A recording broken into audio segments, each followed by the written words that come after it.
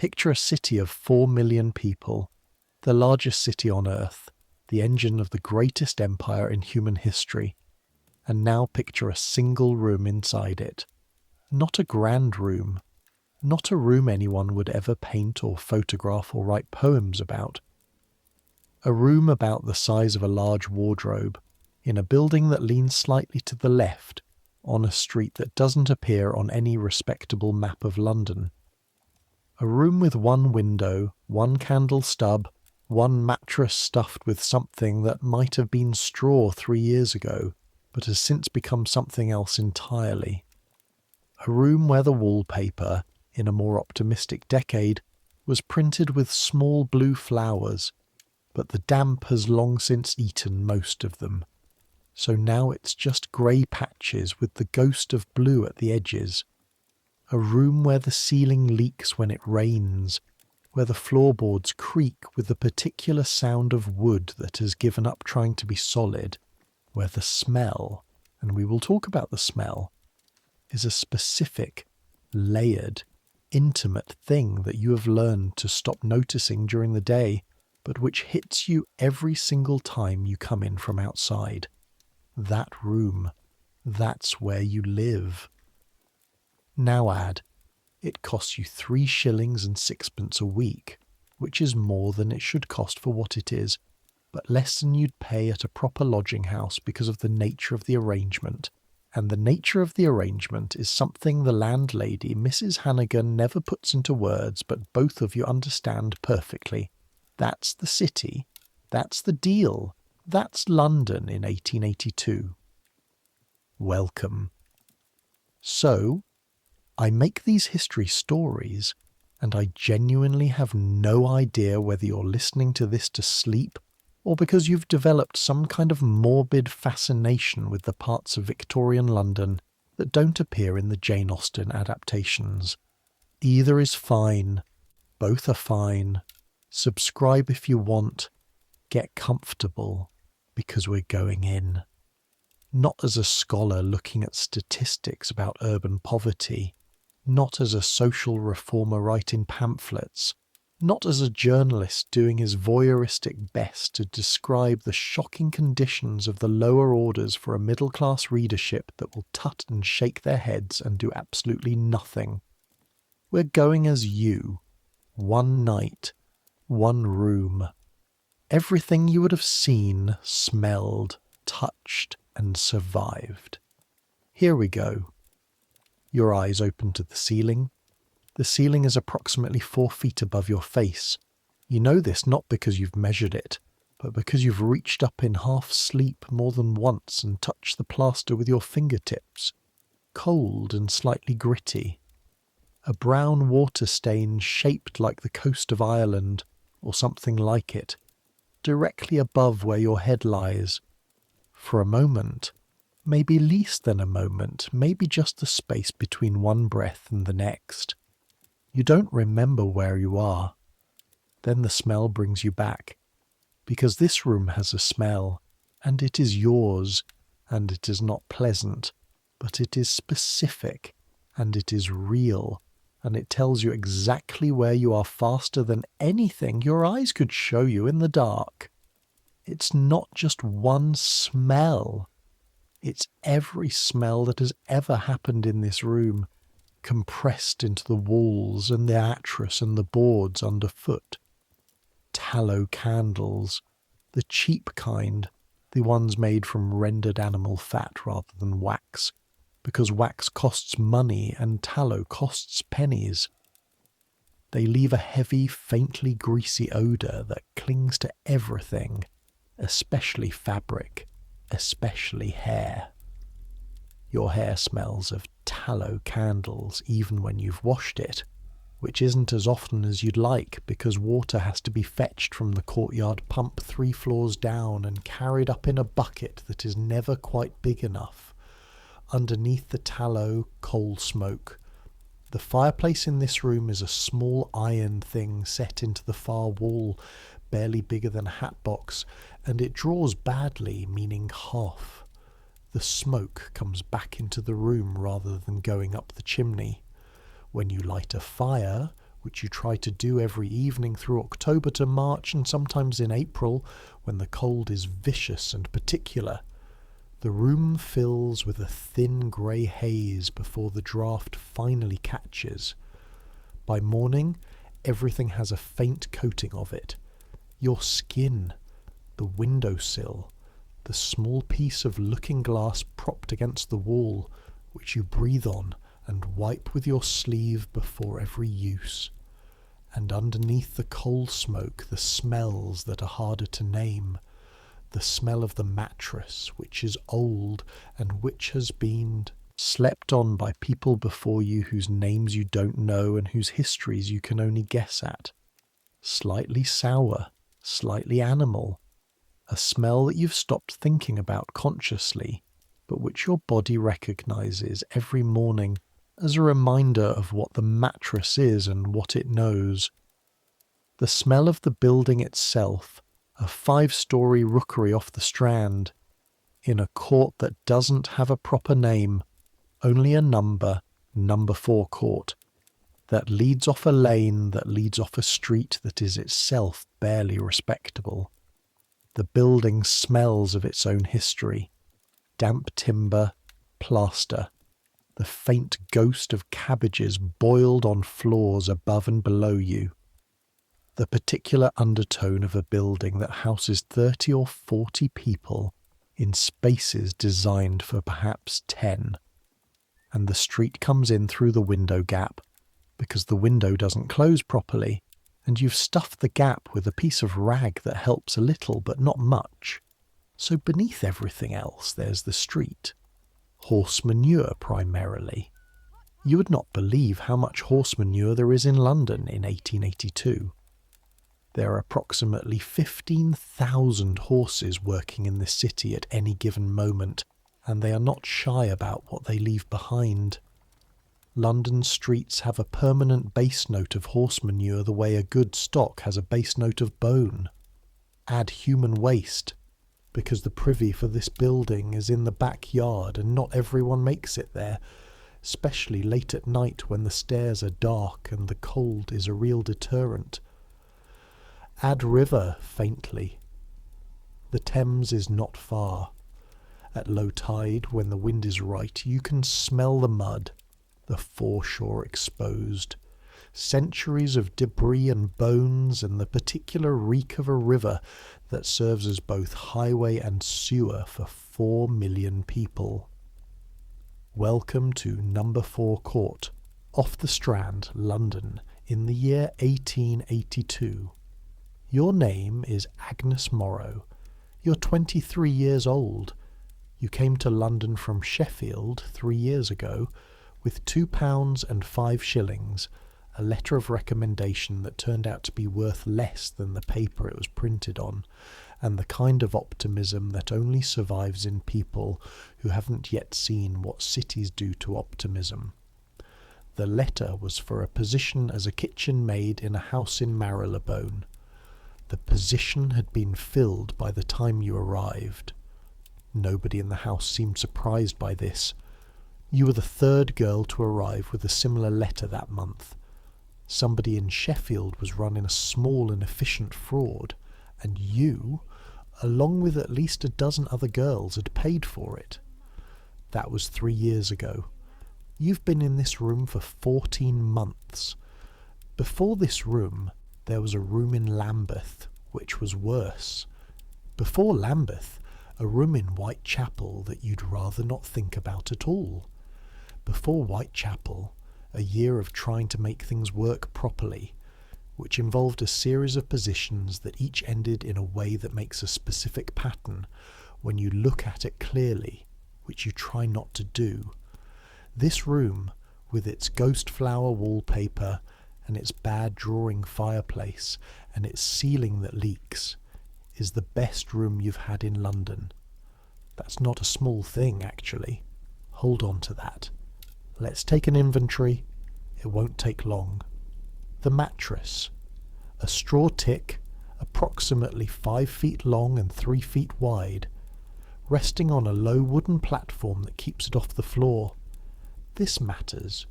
because the floor floods when the drain in the court outside blocks, which happens 3 or 4 times a year. The mattress is covered with a linen sheet that you own and that you wash when you can. On top of the sheet, 2 blankets, one rough grey wool, one that started its life as something finer and has since been mended so many times the original weave is mostly patches now. Under the mattress, rolled in an oilcloth, your money. You do not keep it anywhere else.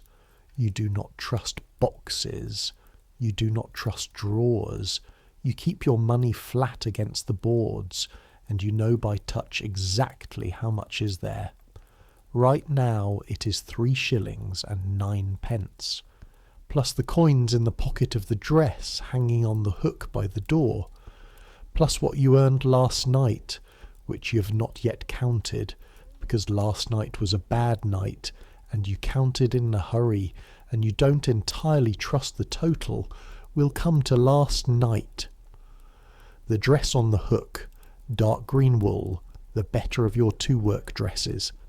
It has a worn patch at the left elbow, and the hem has been let down twice and taken up once, and let down again, and now sits at a slightly uneven level that you can see in certain lights, but which is not, you tell yourself, obvious to anyone standing in the street. The dress is not new. It was never new when you had it. You bought it from a dolly shop on the Strand for 1 shilling and 8 pence, from a pile of clothes that arrived there from God knows where, and you consider it a good purchase. The colour is still good. The wool is still reasonably solid. The colour matters. We'll come back to that. The second dress is on a smaller hook beside the first. This one is blue, or was. It's more of a grey blue now. Cotton, lighter, for warmer months or for days when you're not working. You wear this one for washing days, for walking in the morning, for the brief hours when you're just Agnes Morrow from Sheffield and not anything else. On the floor beneath the dresses, your boots, black leather, laced, with heels that are worn down on the outside edges, because that's how you walk and you know it, and there's nothing to be done about it right now. The left boot has a split at the sole, just at the toe, that you've sealed with tallow. In dry weather, it holds.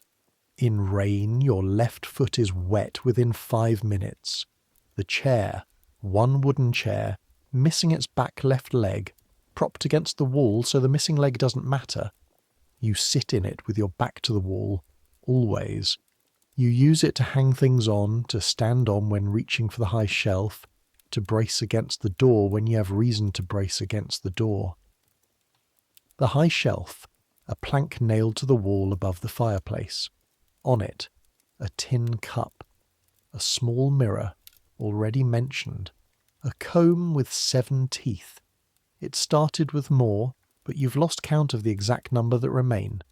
A paper twist of salt, the stub of a second tallow candle for when the first one goes.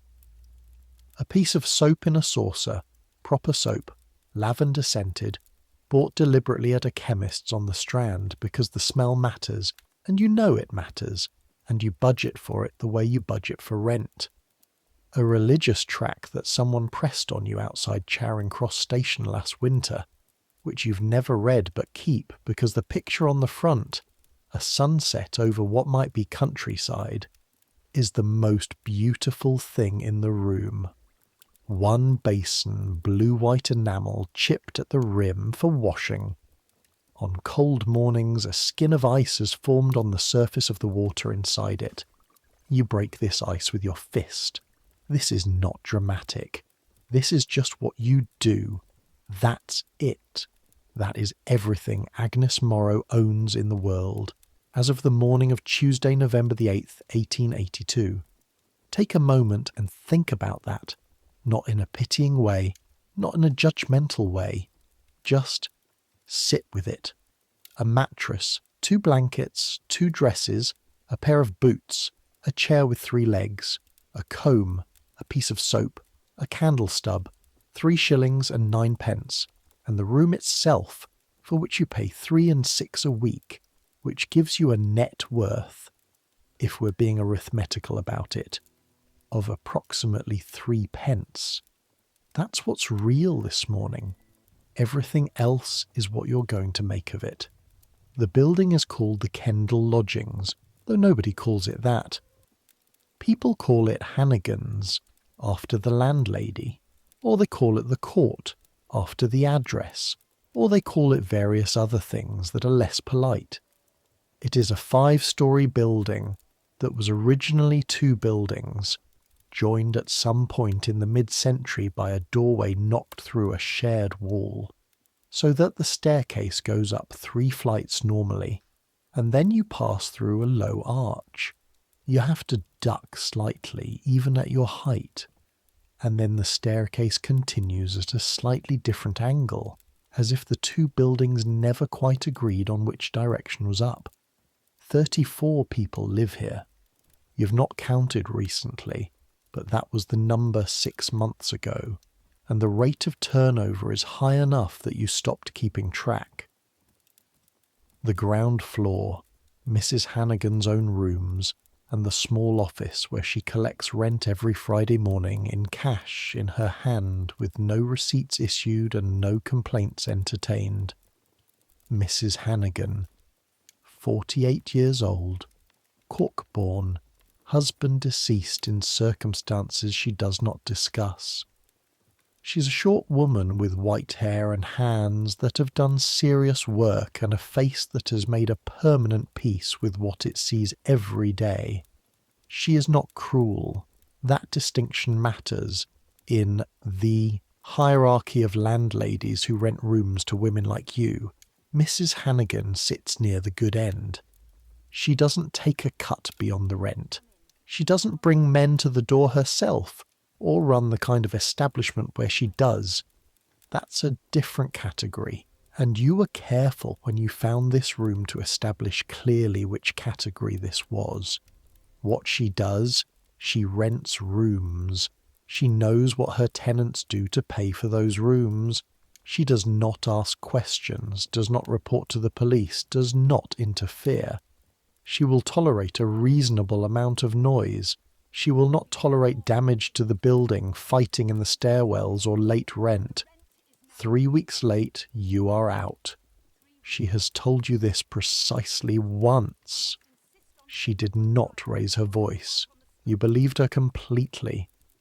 The first floor above ground, 4 rooms, currently occupied by a seamstress named Mrs. Pike with 2 children.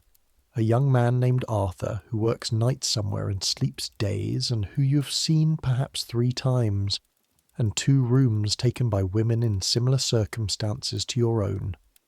One named Eliza, who's been here longer than you, who knows things, whose advice you have followed and not followed with varying results. And a woman named Mary Kate, whose name you know, but who keeps her door closed. Second floor, 3 rooms. One of them is yours. Third floor, a family. The Greens, 6 of them. The father a labourer, the mother doing washing for other people in the building. Top floor, the Hannigan storage room, full of broken furniture and the smell of old smoke, and 2 more rooms rented to men. Dock workers, you think, though you're not certain. They nod at you on the stairs. You nod back. This is the full extent of your relationship. The stairs themselves, wooden, unlit after 9 o'clock when the hallway candle burns down and no one replaces it. You know every step by feel now. 3rd stair from the bottom, it bows slightly to the left. 7th stair, it creaks in a very specific register, a middle-pitched groan that carries through the whole building, and that you have learned to step on in the exact centre to minimise it, with only partial success. The landing outside your door is wide enough for 2 people to pass if both of them turn sideways.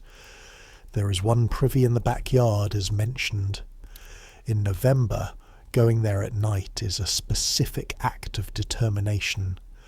The yard itself is small, paved in cracked stone, with a drain that blocks, a coal storage area, and a line for washing that everyone uses and no one takes full responsibility for. Water from the pump in the yard, free, unlimited, cold, and your responsibility to carry up 3 flights in a bucket that lives on the landing outside your door. That bucket is currently empty. That means before you do anything else this morning, you need to go down 3 flights, fill it, and come back up. Your left foot, in its cracked boot, is going to get very cold.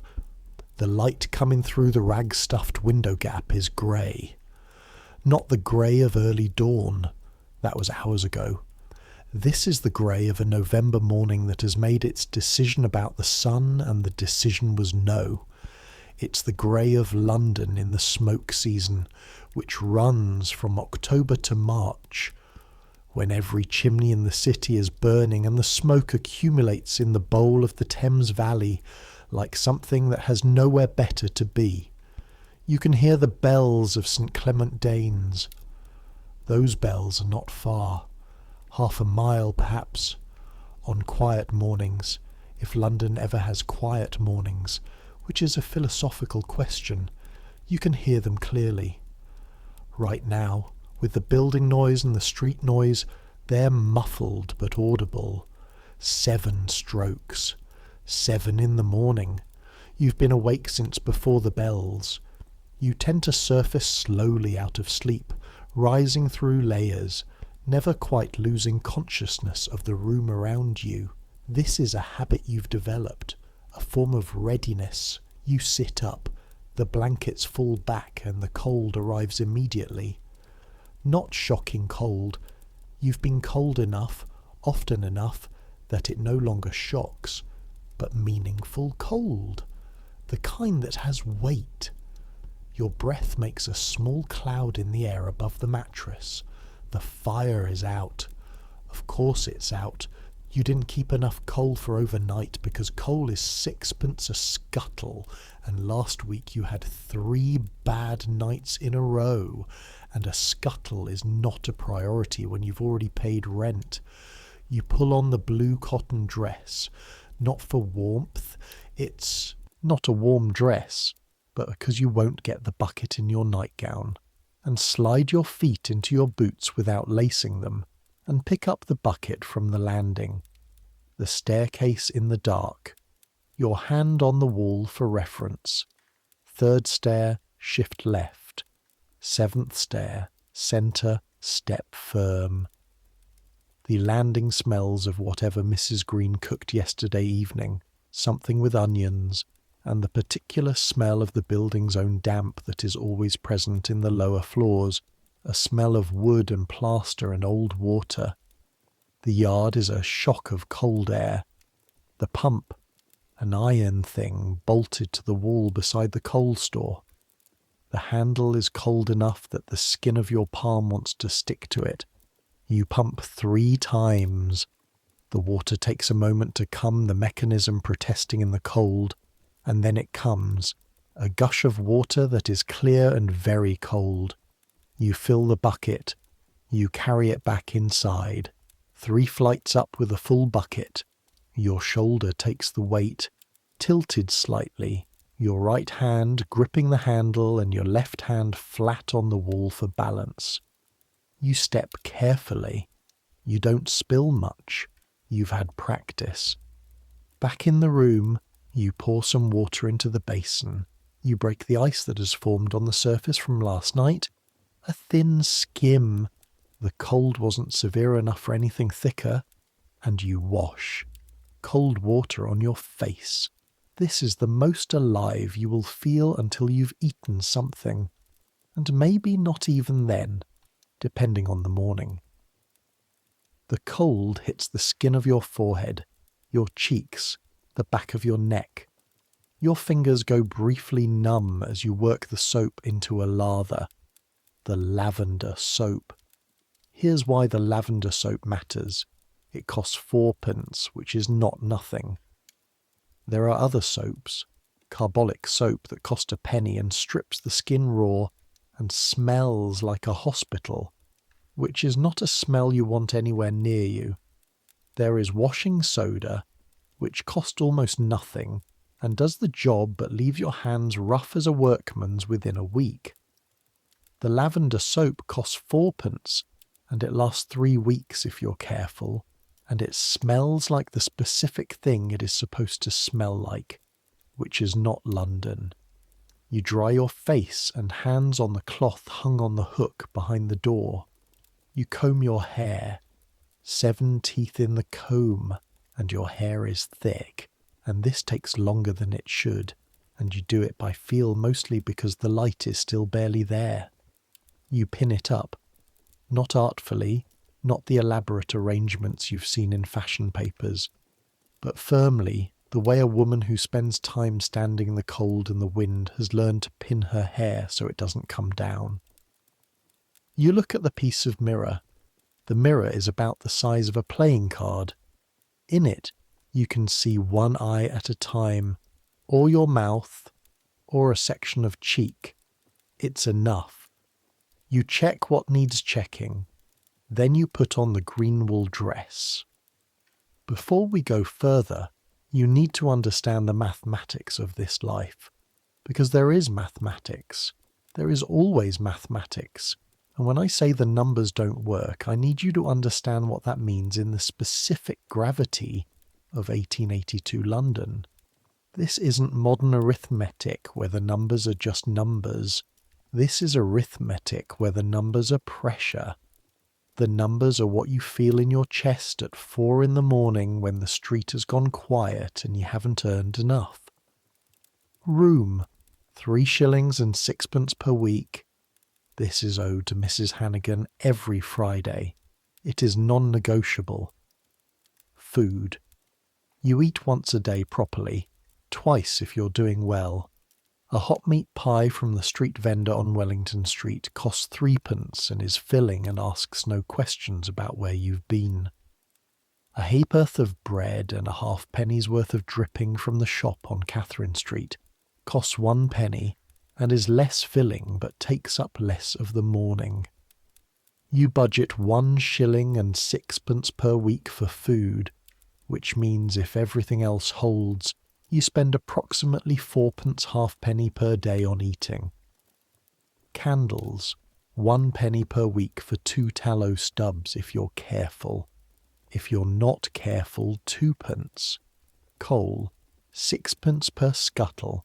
1 scuttle lasts 3 days if you're economical about the fire. You try to be.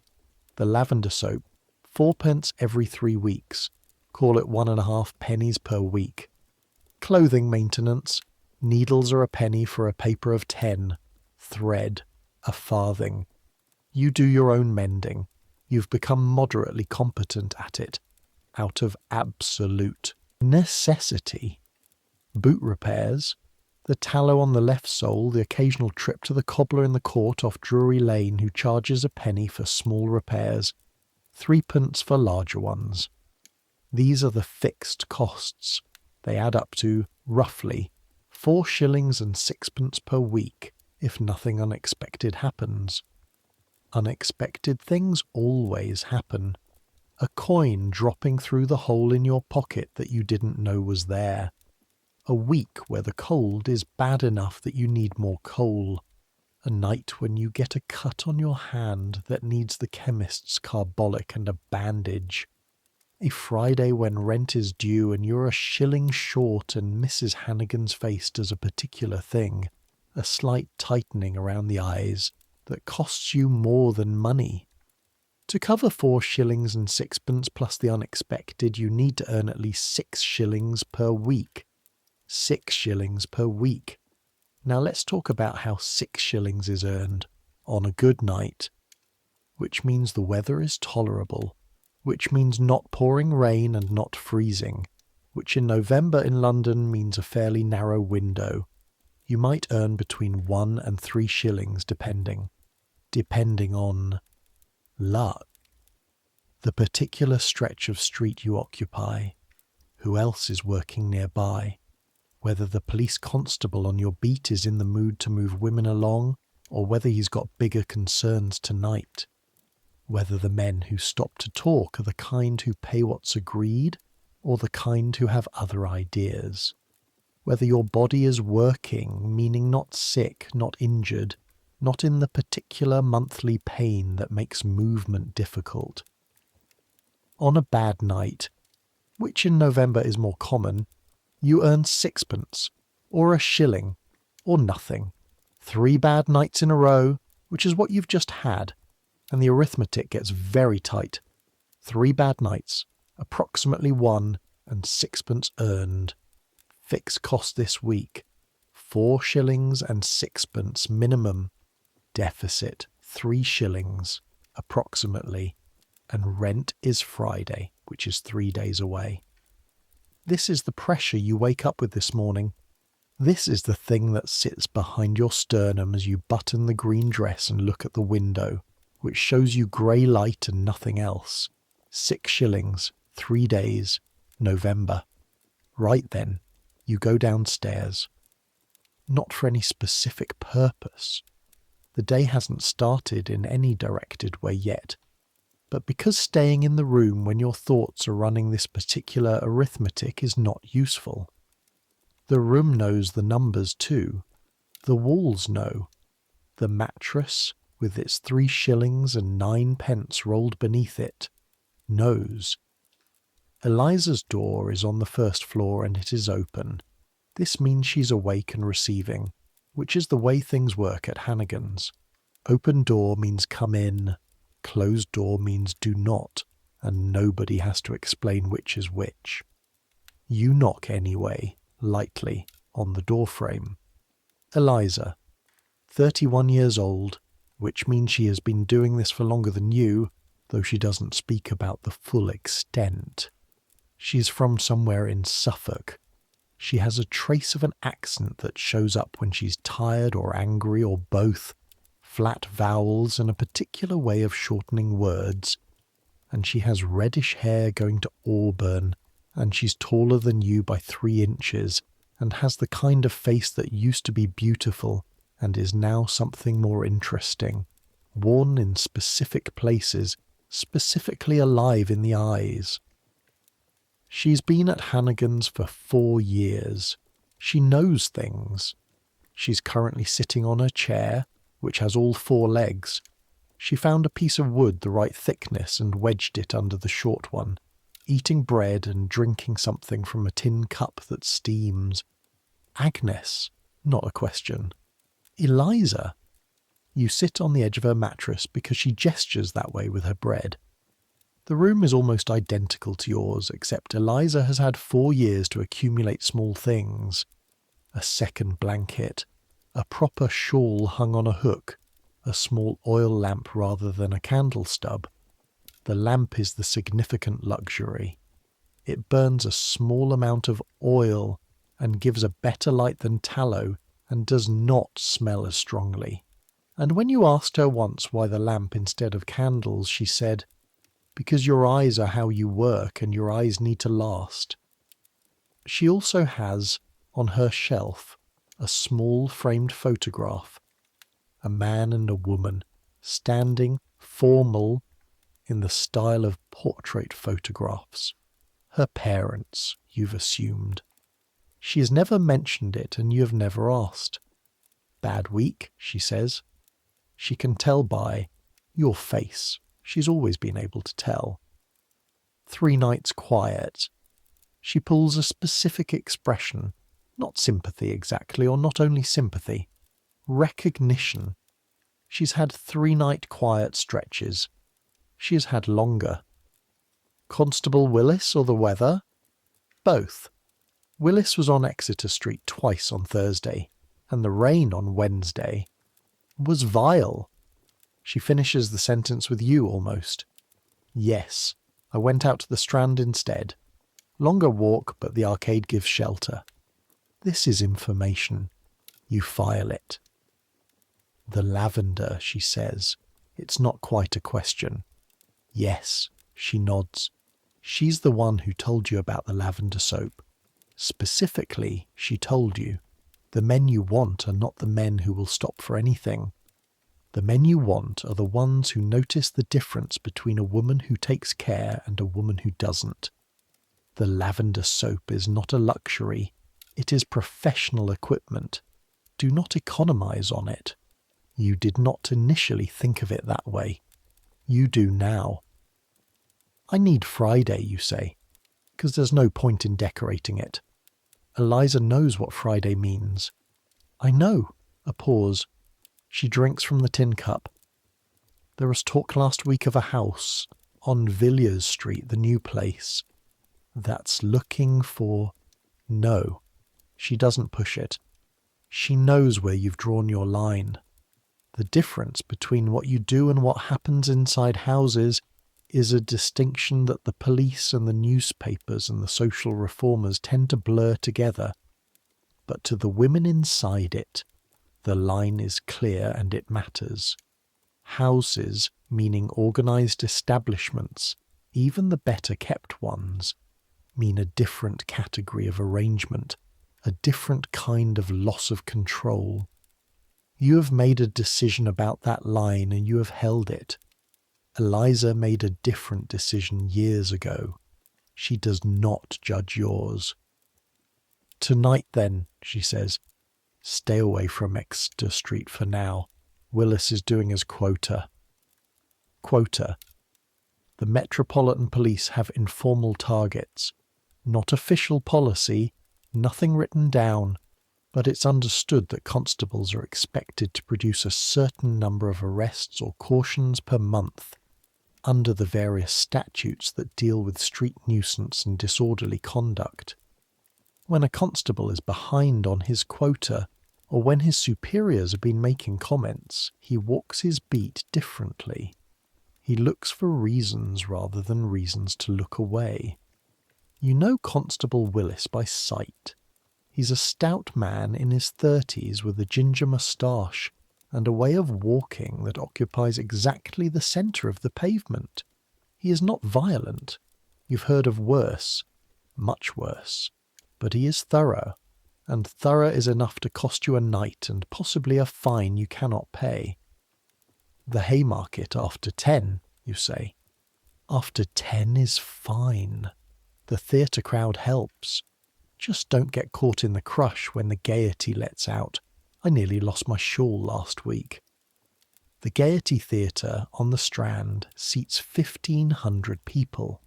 When its evening performance ends, 1,500 people pour into the street simultaneously, and the pavement becomes something between a festival and a minor disaster. In the chaos, pickpockets work like professionals, which they are, and in the press of bodies things get confused. Who is who is where, what purpose a woman might be serving. This is both useful and dangerous, depending on the night. Eliza refills her cup from a small pot on the hearth. The fire in her room is banked low but burning. She was better prepared for this morning than you. Eat something, she says. I was going to. You say that, and then you don't. This is true. On bad weeks, when the arithmetic is tight, meals get squeezed first, because they feel more optional than rent and soap and coal. Though they're not more optional, they just feel that way at 7 in the morning, when the abstract cost seems less immediately terrible than the concrete cost. Eliza breaks off a piece of her bread and holds it out without ceremony. You take it, you eat it. It's yesterday's bread, slightly dry with nothing on it. It's exactly what your body needs. Thank you, you say. She waves the thanks away. This is friendship, not the friendship of girlhood, which has sentiment and leisure and the luxury of choosing each other freely. This is the friendship of shared circumstance. Two women in adjacent rooms on the same floor of the same building, navigating the same narrow arithmetic, sharing information and bread and the occasional piece of hard counsel. It is not romantic, it is not dramatic, It is useful and it is real. And in the world you live in, useful and real is more valuable than most people understand. You go back upstairs. The morning light has shifted while you are downstairs, from grey dark to grey light, which is a distinction, even if it doesn't sound like one. The rag in the window gap catches some of it. A thin bar of pale November daylight falls across the floor and reaches just to the edge of the mattress. You stand in the middle of the room and look at it. The room is small enough that standing in the middle of it means standing close to all four walls simultaneously. If you stretched your arms out to the sides, your fingertips would almost touch the wall to your left and come close to the right. The length of it, from the door to the window, is perhaps 12 feet. Perhaps a little less. 12 feet by 9 feet, roughly. That's what you're renting for 3 shillings and 6pence. Now here's the thing you need to understand about this room, about what it means that you have it, about what 3 and 6 actually buys. Privacy. That word. That specific word. Privacy. You need to understand what privacy costs in 1882 London for a woman in your circumstances, because it is not a natural state. It is an expensive achievement. Common lodging houses, the kind that cost 4pence or 6pence a night. House their tenants in dormitories. Long rooms with rows of beds, sometimes divided by thin wooden partitions, sometimes not. Men's dormitories and women's dormitories, though the separation is often theoretical. You're given a bed for the night and that is all. There is no privacy in a dormitory. Everything you do, every sound, every movement, every arrival and departure at whatever hour, all of it is visible and audible to everyone else in the room. Your possessions are only yours until someone more determined than you decides they should be theirs. You lived in common lodgings for the first 6 months in London. You know exactly what that is. This room, where no one comes unless you allow them in, where your door has a bolt that works, where the things under the mattress are still there every morning because only you know they're there. This room is a significant upgrade. This room is where you live, as opposed to where you survive. The distinction is not small. The bolt on the door, it's worth describing. It's a simple iron slide bolt, mounted on the inside of the door, shoulder height. It slides into a bracket screwed to the door frame. It is not a sophisticated mechanism. A determined person with enough force could break the door frame rather than the bolt itself. This has happened in buildings like this. You've heard stories, but it is enough to establish a fact. It is enough and say, this side is mine, and you do not come in without my specific decision. You slide it now, not because you expect anyone, but because the room is yours, and the morning is yours, and for the next hour before you go out again to whatever the day needs, nothing is required of you. You sit on the chair with your back to the wall, you look at the ceiling coast of Ireland, you breathe. Outside, London continues with tremendous indifference. Carts on the street below, the rumble of iron wheels on stone, the specific percussion of a loaded dray horse finding its footing on the steep bit of the lane. Men's voices, not the words, just the register of work voices. Somewhere 2 floors up, Mrs. Green's oldest child is doing something rhythmic that could be sweeping or could be hitting a wall with something. It's hard to tell through the building's bones. You think about nothing in particular for a while. This too is something you've learned. The ability to simply sit in the quiet of your own room and let the day gather itself before you have to go out into it. It sounds like a small thing. For a long time, In the Whitechapel room, in the Lambeth room, in the common lodgings, the Lambeth room, in the common lodgings, you didn't have it. You went from necessity to necessity without pause. Having a room that's yours means having the pause. 3 and 6. It's a lot for what it is. It's not enough for what it is. Both things are true. Around mid-morning you go out. Not to work. That comes later. But the room requires leaving at some point, because a small, cold space with a low ceiling and the ghost of blue flowers on the walls is not somewhere you want to spend all your daylight hours. Also, you need to eat something warmer than yesterday's bread, and eating requires coins, and checking the exact coin situation requires going past the pump and the privy, and Hannigan's front room with its particular smell of boiled vegetables and wool, out through the narrow door into number 4 court. The court is about 20 feet across, paved, as mentioned, in cracked stone. Buildings on 3 sides, 4 or 5 stories each, pressing in. The sky above it a narrow rectangle of the same flat grey. At this hour, mid-morning on a Tuesday, the court has its particular daytime population. 2 women from the greens floor hanging washing. On a line strung between first-floor windows. A man you don't know sitting on the steps of the building opposite, doing something with a piece of rope. A girl of maybe 12 running through with a basket on her arm, going somewhere at speed with the certainty of a child who has errands and knows the route. You turn left out of the court toward the lane. The lane, narrow, cobbled in the older style that predates the smoother stone of the main streets. The buildings lean slightly toward each other overhead. It's full enough at this hour to require negotiation. 2 people walking in opposite directions have to turn sideways to pass, or one of them has to step into a doorway.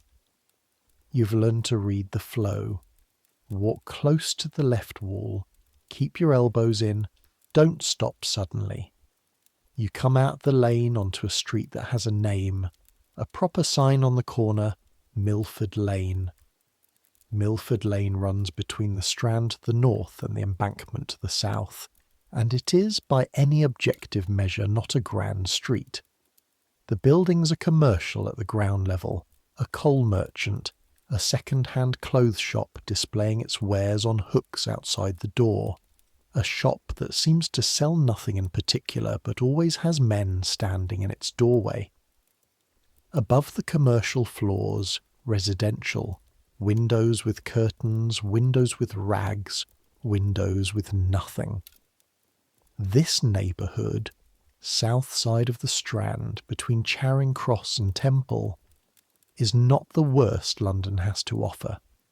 That distinction belongs to other places, parts of Whitechapel, parts of Southwark, the rookeries off 7 Dials that are slowly being cleared by the Metropolitan Board of Works.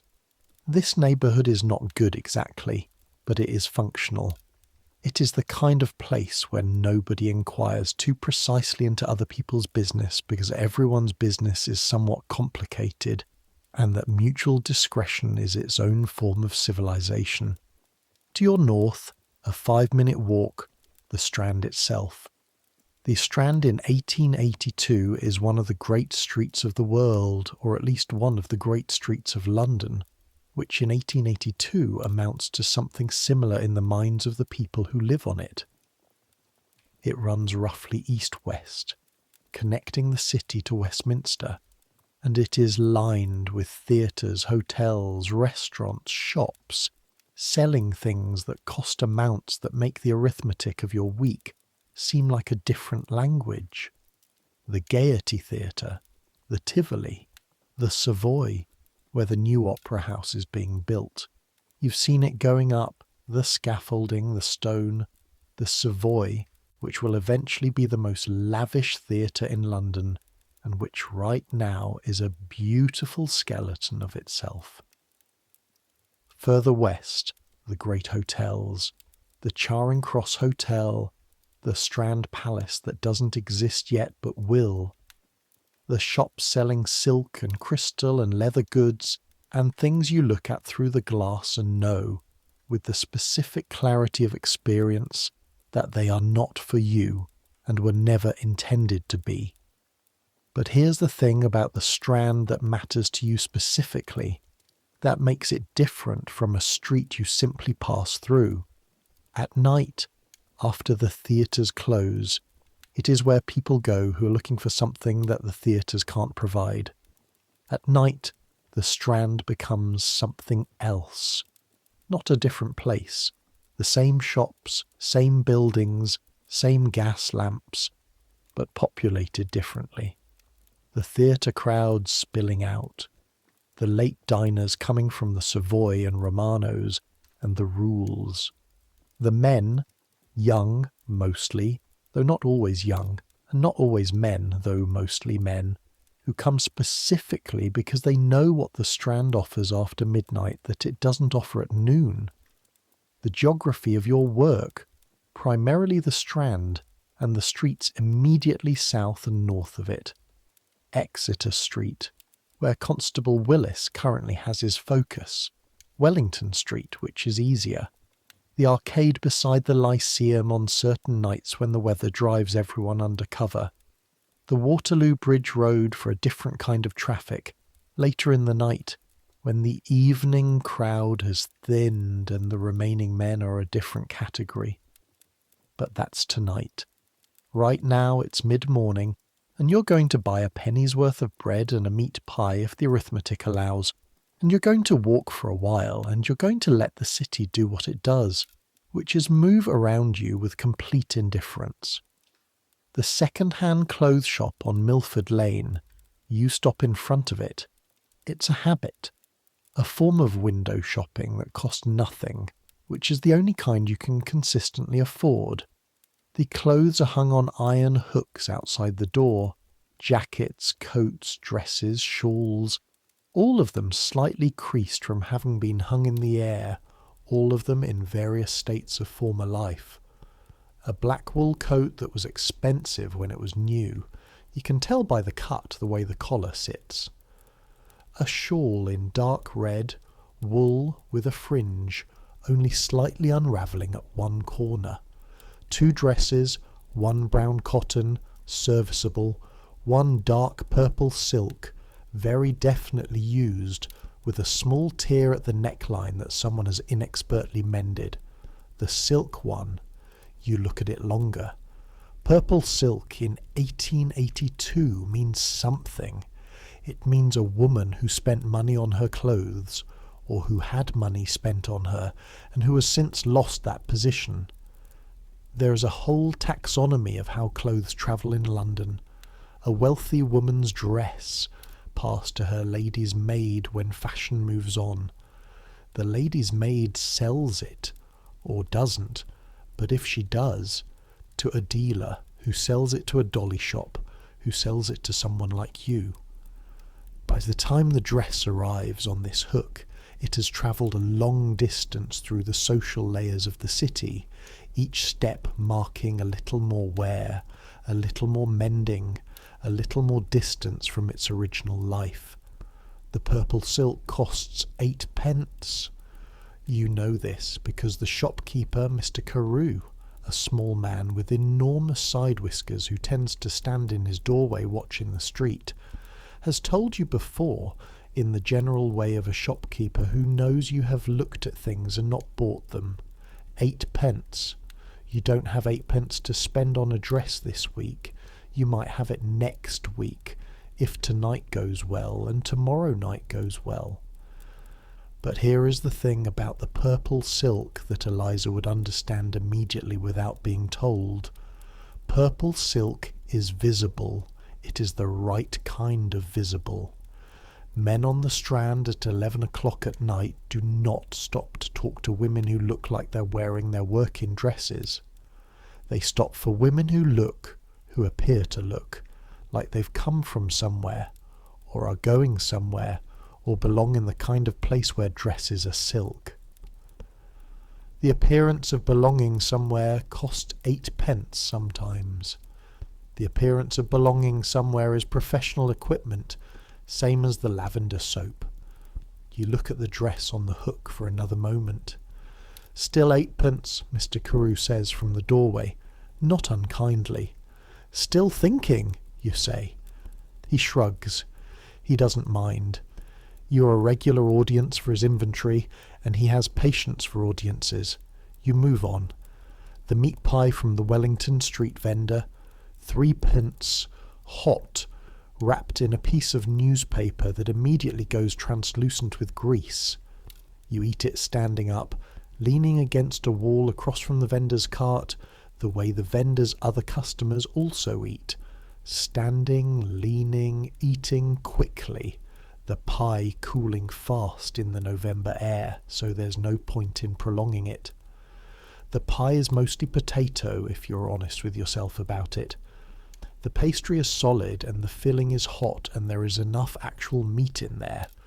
Pork, you think, though identifying the animal with any confidence is an optimistic game in street pies, that it sits in your stomach in a satisfying way.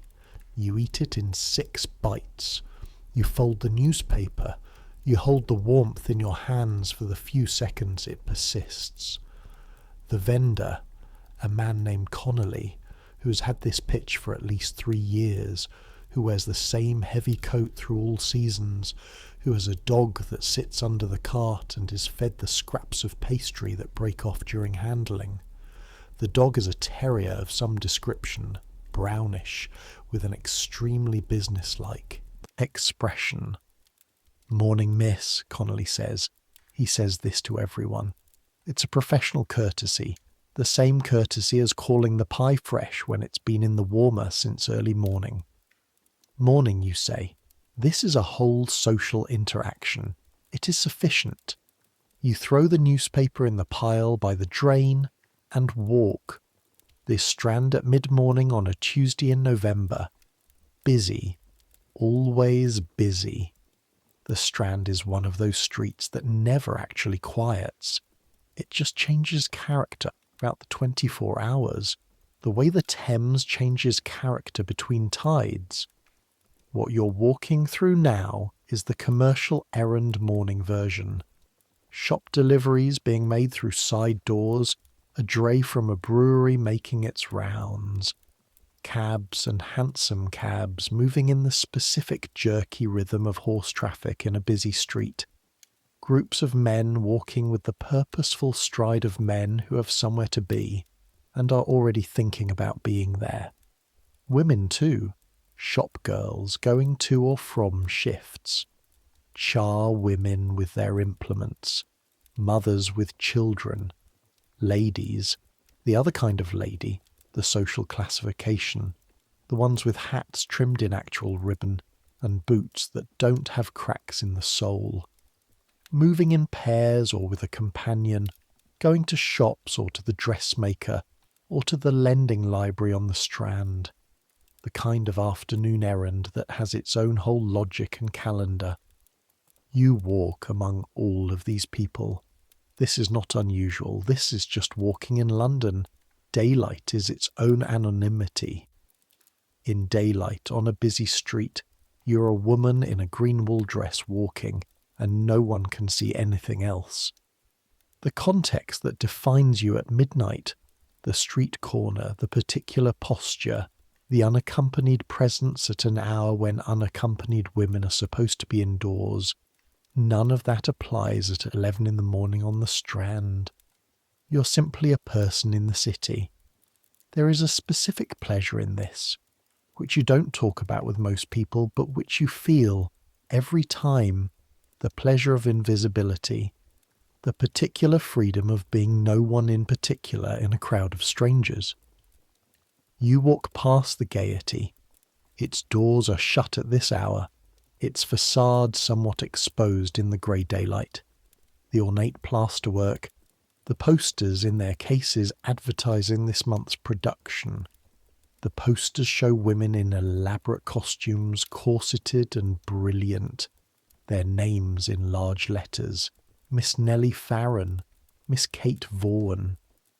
Known faces, famous in this part of London, women who perform on that stage 8 times a week, and whose names appear in the newspapers, and whose lives, their actual lives, their rooms, what they eat, what they earn, what they owe, are entirely invisible behind the costumes and the gaslight. There's a thing worth thinking about in the gap between the poster and the reality. Miss Kate Vaughan, whose name is currently 20 inches high in white letters on red ground. She earns, by some accounts, £40 a week. £40 you earn on a good week, perhaps 7 or 8 shillings. £40 a week versus 8 shillings a week, and both of you are women in London in November 1882, walking roughly the same streets. The distance between those two numbers is not just money. It is every choice that was available at every point along the path, and who had the connections and the luck and the timing to take the choices that were available, and who arrived at a point where the available choices had already narrowed. You don't think about this with bitterness particularly. You gave up bitterness as a daily practice some time ago because it costs more than it's worth. You think about it as data. The poster has a crack down one side where it's been glued unevenly, the paper bubbling slightly in the damp. Miss Kate Vaughan's corseted torso bisected by a thin crease. You walk past. Here is something that does not appear in most accounts of Victorian streetwalkers' lives, because the accounts are mostly written by people who didn't ask. The National Gallery is free. It has been free since it opened in 1824, which was a deliberate decision by Parliament. There was actual debate about it, whether to charge admission or not, and the decision was, no, this should be free, this should be for everyone. And they mean it, more or less. You're not turned away at the door. There is no one checking what your occupation is or where you live or whether your boots are split. There is a man at the entrance whose job is to ensure that visitors are at minimum not creating a disturbance. You're not creating a disturbance. You're a woman in a wool dress who wishes to look at pictures. The National Gallery in 1882 has its current building on Trafalgar Square, completed in 1838. The colonnade and the dome, the wide steps that give onto the square where the pigeons and the traffic and the pedestal that currently has Admiral Nelson on it, though the column has only been there since 1843. The gallery is expanding. They're always expanding. There's a new wing being discussed. But what's there now is sufficient. You know these rooms. You've been coming here for 2 years, on days when the arithmetic allows walking this far and the weather is not vicious. The great thing about the National Gallery, from a very practical perspective, is that it is indoors and it is heated. Not luxuriously, the radiators are placed with the care of an institution rather than the comfort of an individual.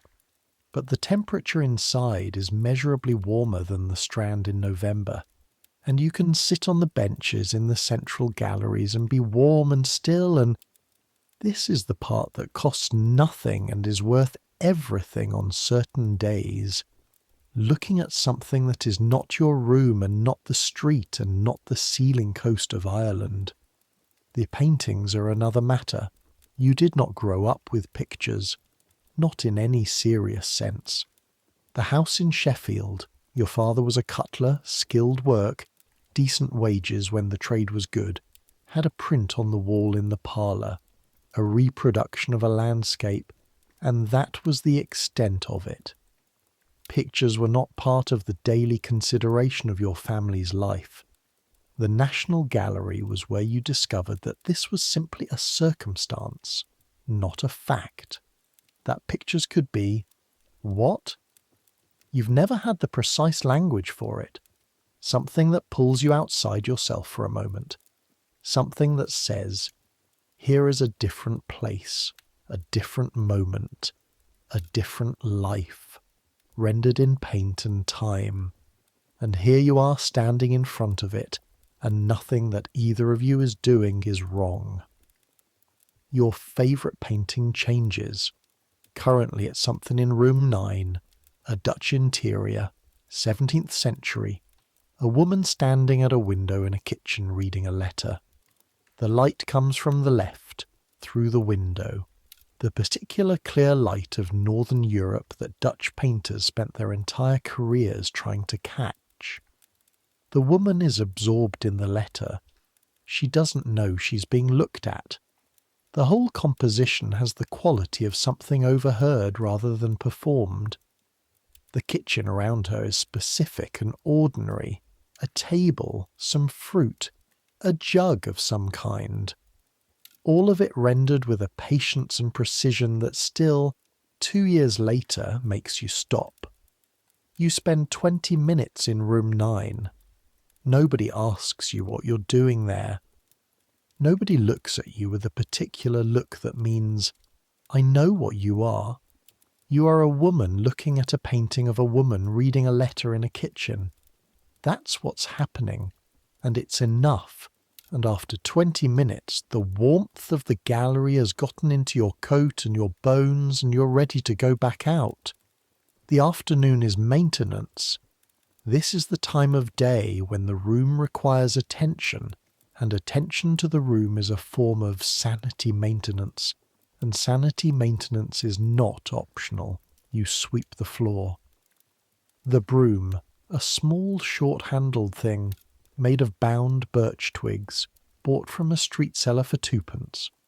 The floor of the room collects things, coal dust always, plaster from the ceiling when it rains, the general deposit of anything tracked in on boots from the street. You sweep it into a pile by the door, then into a rag, then out the window. The window gap is useful for this, watching it disperse in the street below. You shake the blankets over the bed. Not a sophisticated activity, but it moves whatever has accumulated in the folds. Coal dust, again. A few crumbs of bread from yesterday. The small dry particles that beds generate from the people who sleep in them, and redistributes it into the air where it drifts and eventually settles, which is not an improvement exactly, but you feel better after doing it. You check the underside of the mattress, the oilcloth, the coins inside it. You don't count them again, you know what's there. But you check. This is a habit, not a compulsion. The habit of someone who's had things go missing. You mend the dress. The green wool dress has developed a new small hole at the hem, on the inside facing, where it catches on your boot heel when you're walking quickly. You thread a needle.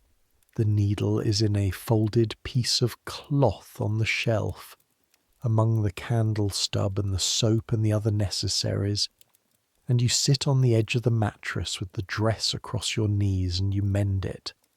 The mending is, strangely, one of the more peaceful activities of your day. There is something about work that is small and specific and entirely under your control. The needle moving through the fabric, the thread pulling tight, the small knot at the end, the flat of your fingernail pressing the mend down to check the tension. That is calming in a way that doesn't have a better word than calming. The room is quiet.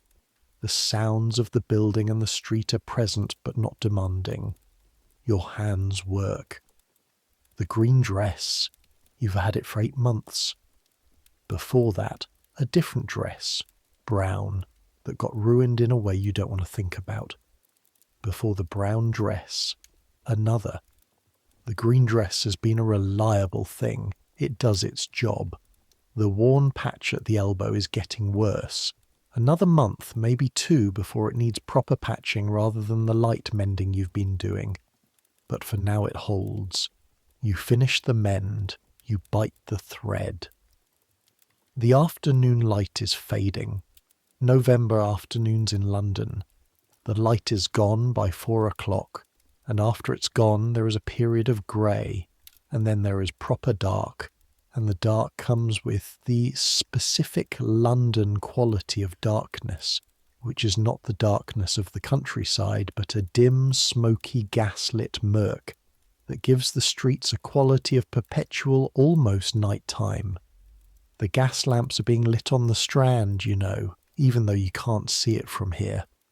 The lamplighters will be working their way along, pole in hand, each lamp popping into its greenish-yellow life.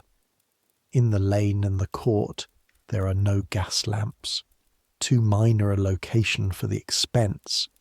There will be candlelight from windows, and the light carried by anyone sensible enough to carry a light, and nothing else. You eat your second meal of the day, bread from the half-loaf you bought yesterday. Slightly stale, but fine. Nothing on it, because you used the last of the margarine yesterday, and you're deciding whether to spend another halfpenny. You decide not. You eat the bread dry, and it's fine. Then you sit with the question of the evening. The preparation is a ritual. Not in a grand sense. Not in any sense that would look like much from the outside. A woman in a cold room performing small actions, getting ready to go out. But the ritual matters because the ritual is what you have instead of other things. Because the ritual is the gap between the room and the street, and in that gap you make certain decisions about who you will be tonight. The water in the basin. You've let it sit near the fireplace for the last hour, which has taken the worst of the cold out of it but not made it warm. You wash your face and neck and hands again, the second washing of the day. And this time you use more of the lavender soap, working up a lather and rinsing carefully.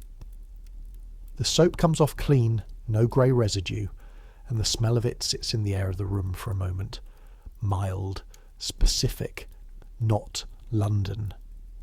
Your hair, unpinned, combed out, repinned, more carefully this time. Not the working morning pins as quick as possible version, but the considered version, where you're thinking about how it sits at the back and how the light will fall on it. You check the mirror. One section at a time. Forehead, one eye, the other eye, nose, mouth. Your face. You know it well enough to have stopped judging it strictly. Brown hair, brown eyes, the kind of face that is not remarkable and is therefore not remembered specifically, which in your line of work is sometimes an asset. You are not Miss Kate Vaughan. You're not going to stop traffic in the Strand on the strength of your appearance. What you have is something more ordinary and more durable, a face that, with the right dress and the right posture and the lavender soap and the careful hair, looks like a woman who belongs in whatever situation she's currently in. Belonging. That's the skill. Looking like you belong. The green wool dress. On. Buttoned.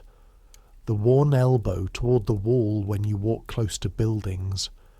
A shawl over it. Grey wool, large enough to pull up around the shoulders when the cold gets serious. Not the red shawl on Eliza's hook, which you've admired but not borrowed. Boots, laced this time.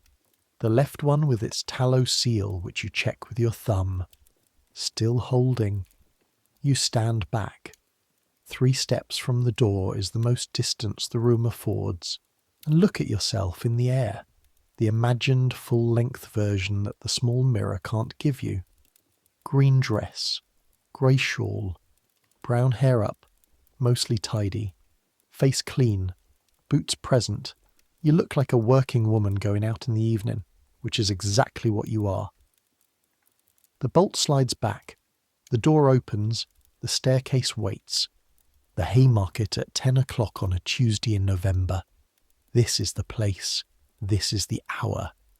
Let me explain the Haymarket. The Haymarket is a street running north from Pall Mall to Piccadilly, cutting through the heart of the entertainment district. flanked by the Theatre Royal Haymarket on one side and half a dozen other theatres and music halls within 5 minutes' walk in any direction. In the 1880s, it is considered one of the most disreputable streets in London, which is a significant achievement in a city with considerable competition for that distinction. It is disreputable specifically because of what happens there after dark. Not crime, exactly, or not only crime, but the kind of commerce that the respectable press writes about in alarmed terms, and the police manage with a tolerance that has less to do with approval than with the mathematics of enforcement.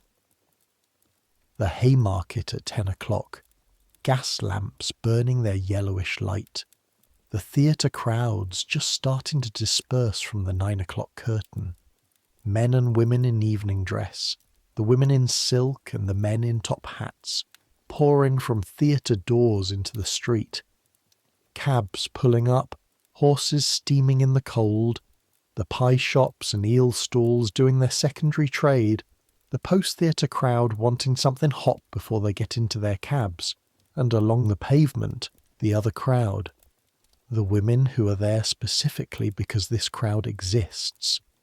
There is, in 1882, a kind of professional geography to the Haymarket at night. Different sections of pavement have different characters, different typical transactions, different prices. The stretch near the theatre entrance is more visible, more elevated. The term used by the women who work there would not be elevated, but the economics imply it. The stretch further south toward Piccadilly is different. Quieter, a different clientele, less volatile. You know your part of this geography. You've learned it over 14 months on the Strand and its immediate environs, through the combination of Eliza's information and your own experience. Tonight you're at the Wellington Street end, close enough to the Strand to catch the late theatre crowd, but not so far into the Haymarket that you're in anyone else's territory in a way that would require managing. Territory is not formally organised. This is not a system with bosses or districts in any rigid sense, not in this part of London. But there is an informal understanding that operates through repeated presence and mutual avoidance. Women who've been in a spot longer have a kind of soft priority. You've been long enough now in this general area that you're not new, not invisible, but you're also not established enough that you can hold ground against someone more certain. The cold. November at 10 at night. The temperature is somewhere around 4 or 5 degrees Celsius, which is historical unit speak for cold enough that standing still for more than a few minutes gets into your bones. The shawl helps, pulled up around your shoulders and neck. Your feet, in the boots, are warm enough while you're walking. When you stop, the left foot, with its imperfect tallow seal, starts to feel the cold first. You learn to keep moving in a way that doesn't look like you're keeping moving.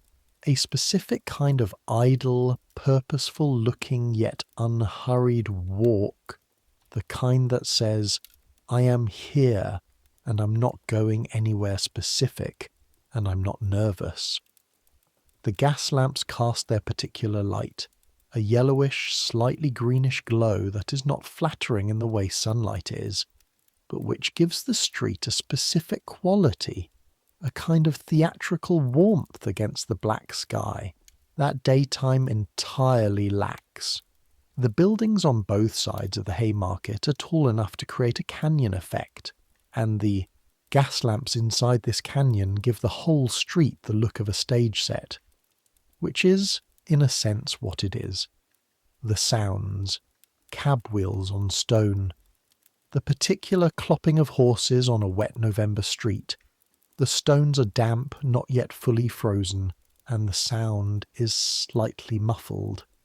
Men's voices, the post-theatre talk. Did you see the third act? What did you think of the soprano? Have you eaten yet? Shall we try Romano's? A woman laughing, a short, sharp laugh, somewhere down the street.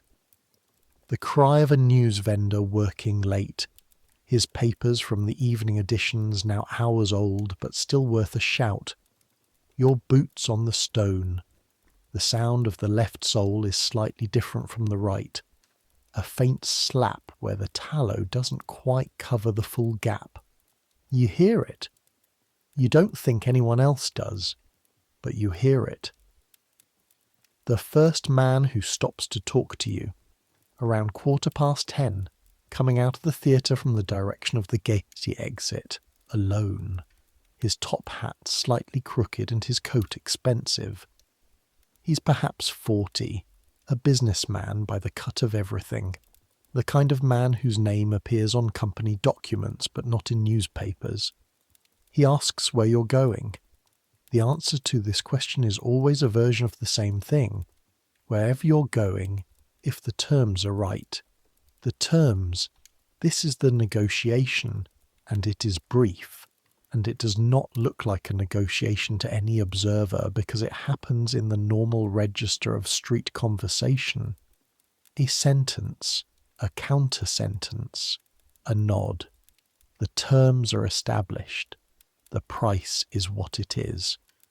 Not the 3 shillings you might have gotten on a summer Friday when the crowd was thick and the competition lighter. 1 shilling and 6pence, because Tuesday November is what it is, and this man's air of slight desperation is readable, and you need to make rent. 1 shilling and 6pence is not nothing.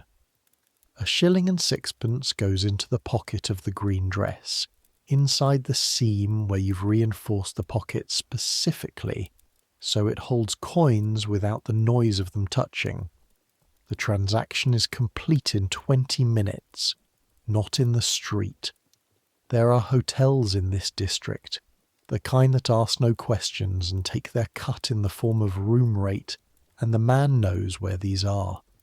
You're back on the Wellington Street end by 10:30. Your feet are very cold. Here is what the night cost that the arithmetic doesn't show. 1 shilling and 6pence earned. But the standing in the cold until your left foot is numb to the ankle, the specific kind of alertness that you maintain for the whole of the evening, a background awareness of everything around you, every shift in the street, every unfamiliar face, every vehicle that slows or stops, that does not show up in the coin count but that costs something, some resource that doesn't have a name but which runs down over the course of a night and takes time and sleep and warmth to restore.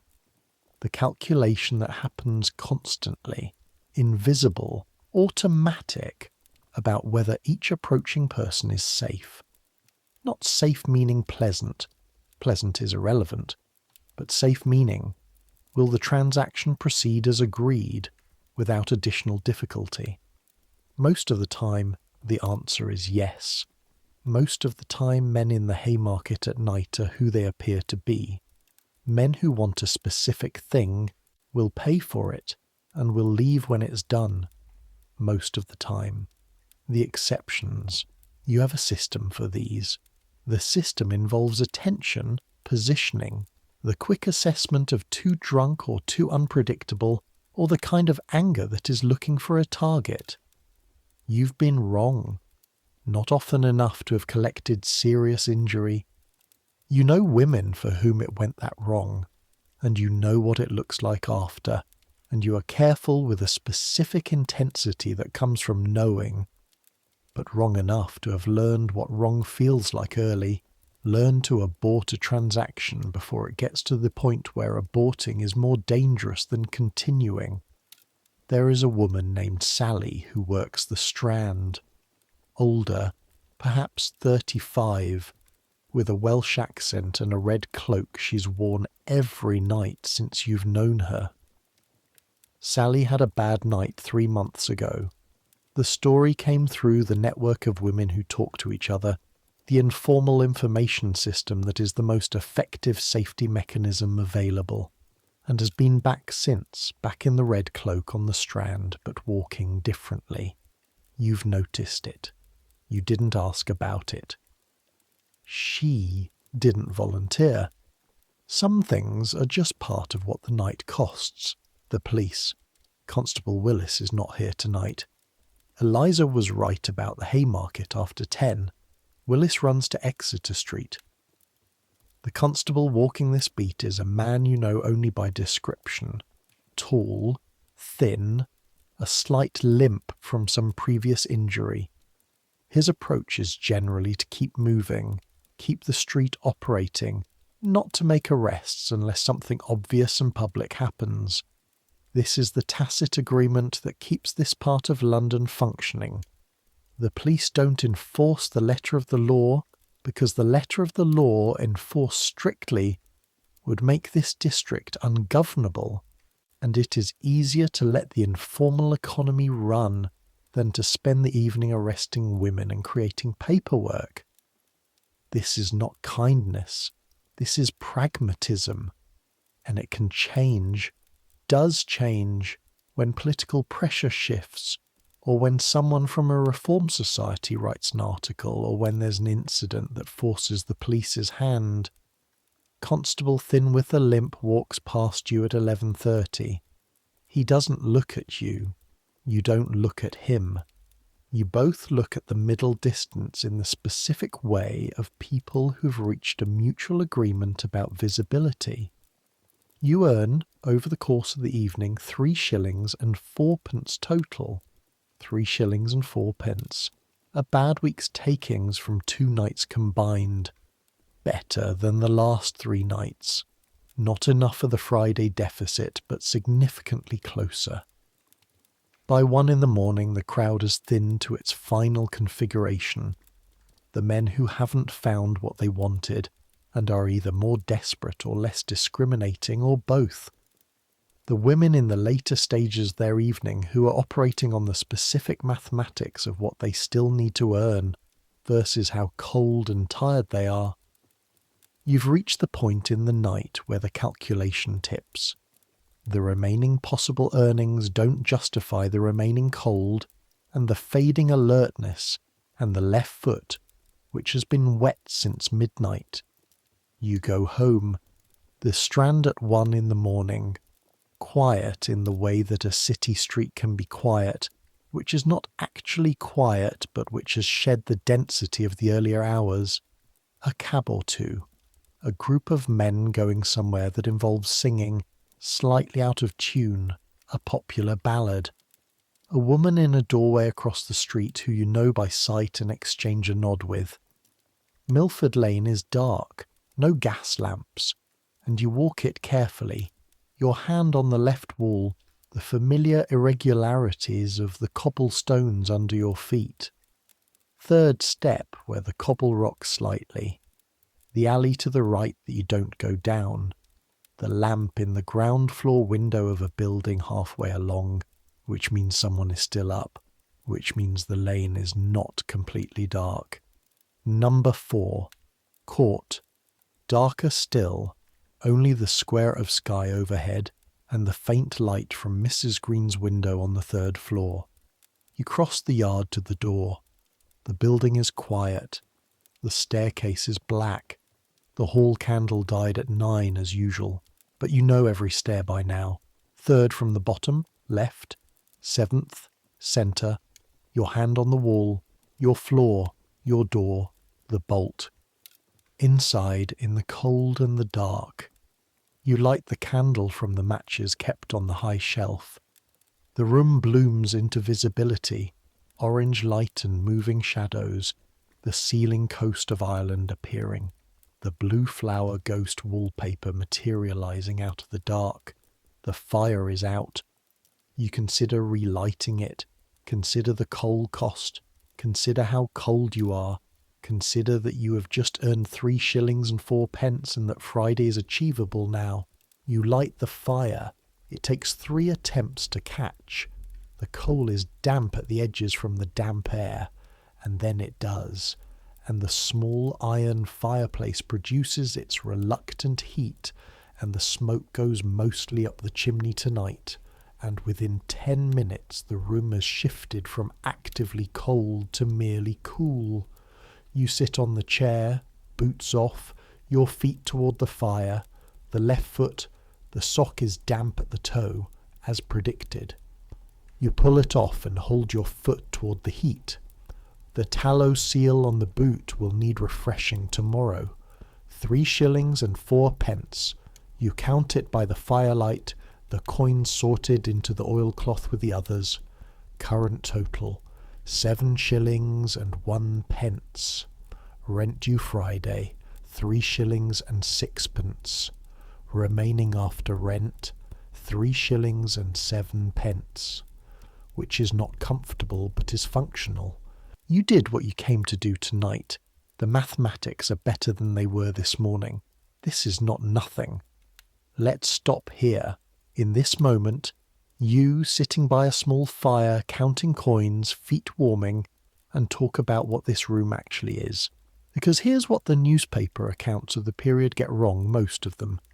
Not because they're lying exactly, but because they're seeing the room through the lens of what it represents to them, which is poverty, which is moral failure, which is the alarming underside of Victorian prosperity. What they miss is this: the room is yours. Not yours in the legal sense. Mrs. Hannigan can put you out with a week's notice and no further obligation. Not yours in any sentimental sense. You didn't choose it for any reason except that it was available and you could afford it. But yours in the only sense that counts day to day. No one enters it without your permission. This is rarer than it sounds.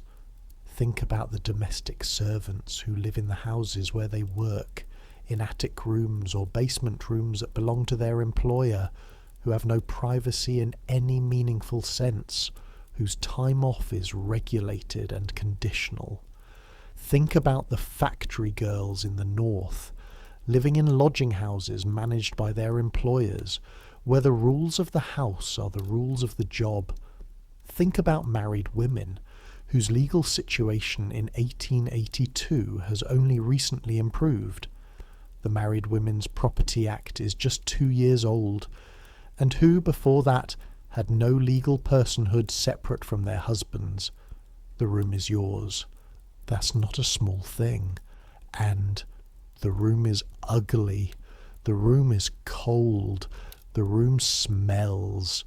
The room has ghost flowers on the walls and a ceiling that leaks and a window that doesn't close. Both things are true. You have been in worse situations. You have been in situations where you had less control, less privacy, less certainty about tomorrow. This room, as bad as it is by any objective standard, represents a kind of stability that took you years to reach and that you protect with the discipline of rent, paid on time, and Mrs. Hannigan's tacit respect for your continued tenancy. Social reformers in the 1880s, and there are many of them. The period produces social reformers the way it produces coal smoke and railway expansion. Write about women like you in the language of rescue. The lost woman, the fallen woman, the woman who needs to be saved and redirected and given a new moral foundation.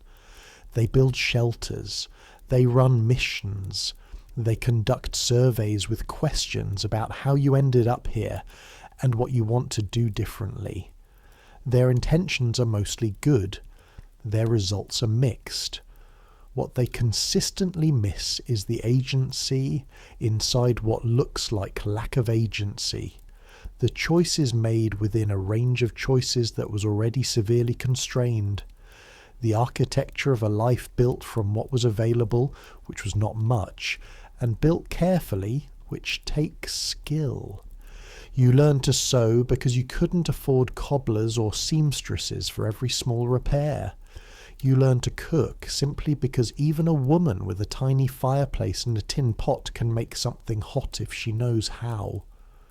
You learn the geography of the Strand and the Haymarket and every constable's schedule and every weather pattern and the economics of Tuesday versus Friday versus Saturday as thoroughly as any merchant knows his supply chain. You learned who to trust, Eliza, partly, and who to avoid, and what information has value and how to exchange it. This is not passivity. This is a form of expertise that took years to build. The room is part of that expertise. The room is the stable base from which the rest operates. That doesn't make it good. It doesn't make it fair. It doesn't solve the question of what happens when you're 30 or 35, or when the body that is currently your primary resource starts requiring more maintenance than it generates. The women who get out of this, the ones who manage a transition to something else, mostly do it through one of three paths. Marriage sometimes, domestic service again if they can get a character reference, which gets harder the longer you're out of it. Or some form of trade, small business, working for themselves in a way that doesn't depend on the street. Eliza is thinking about the third option.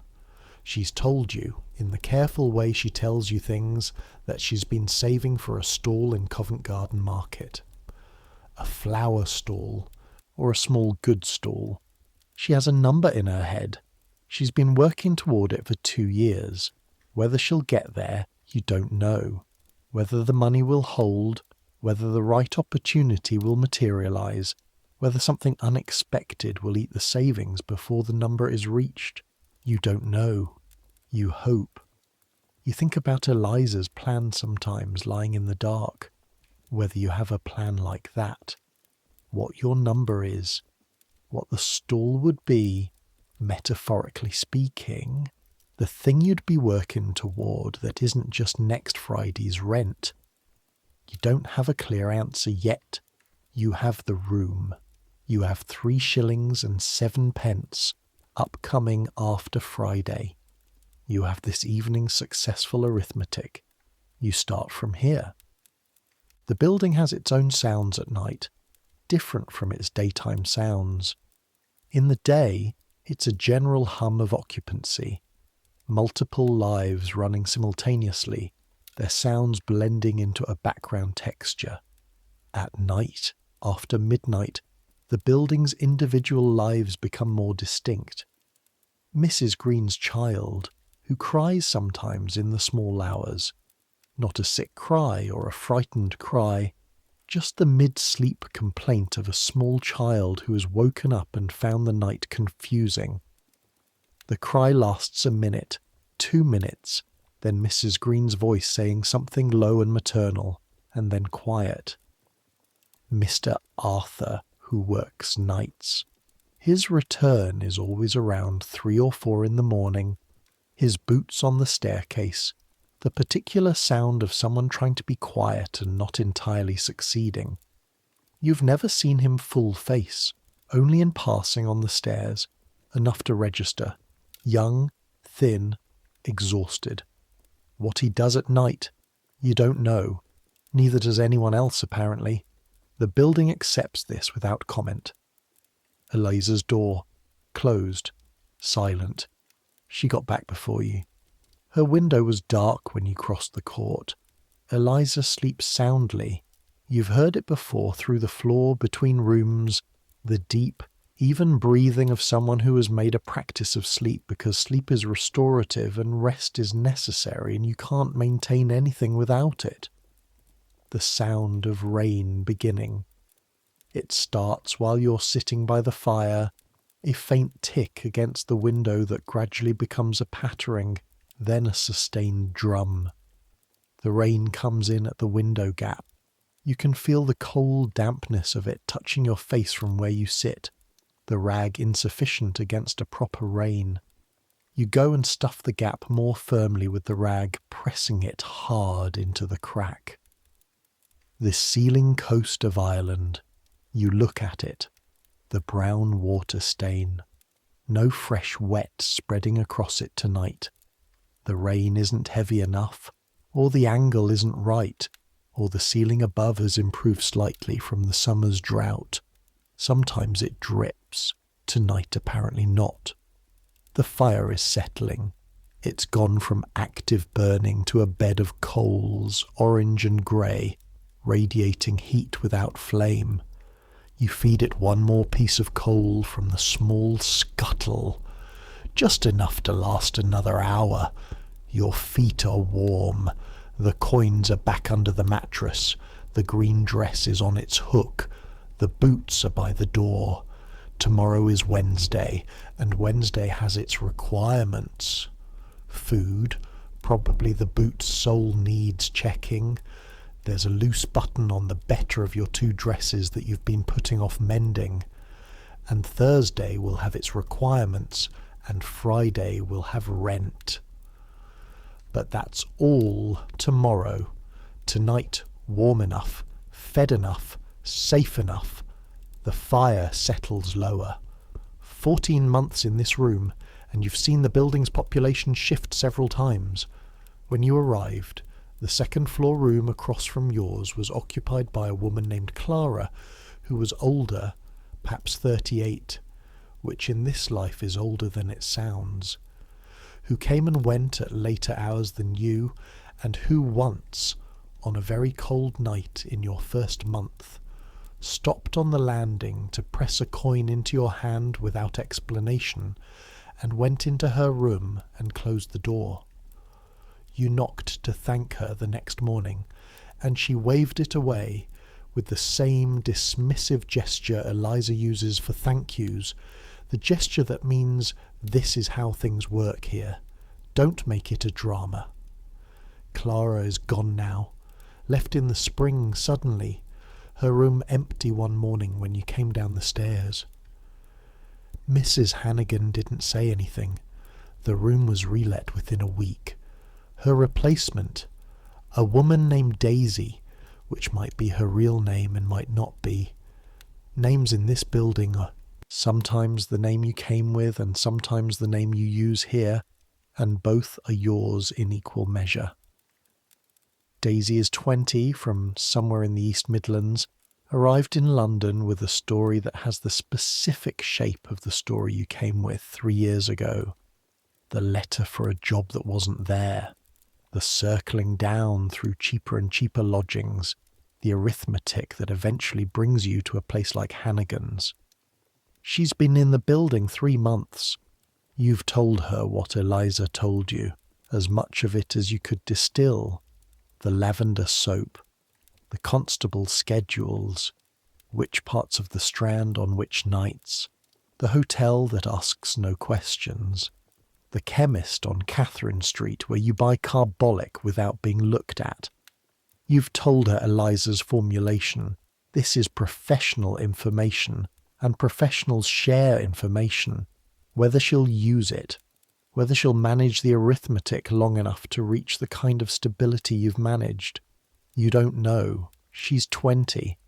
She's still in the phase where she hasn't quite accepted what her life is yet, where part of her is still waiting for the mistake to correct itself, for the city to suddenly reveal a door she missed. The door won't reveal itself. You know this. You've had enough time to know it.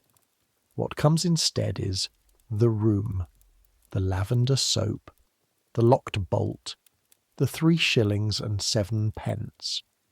The arithmetic that is hard but is manageable if you manage it carefully enough.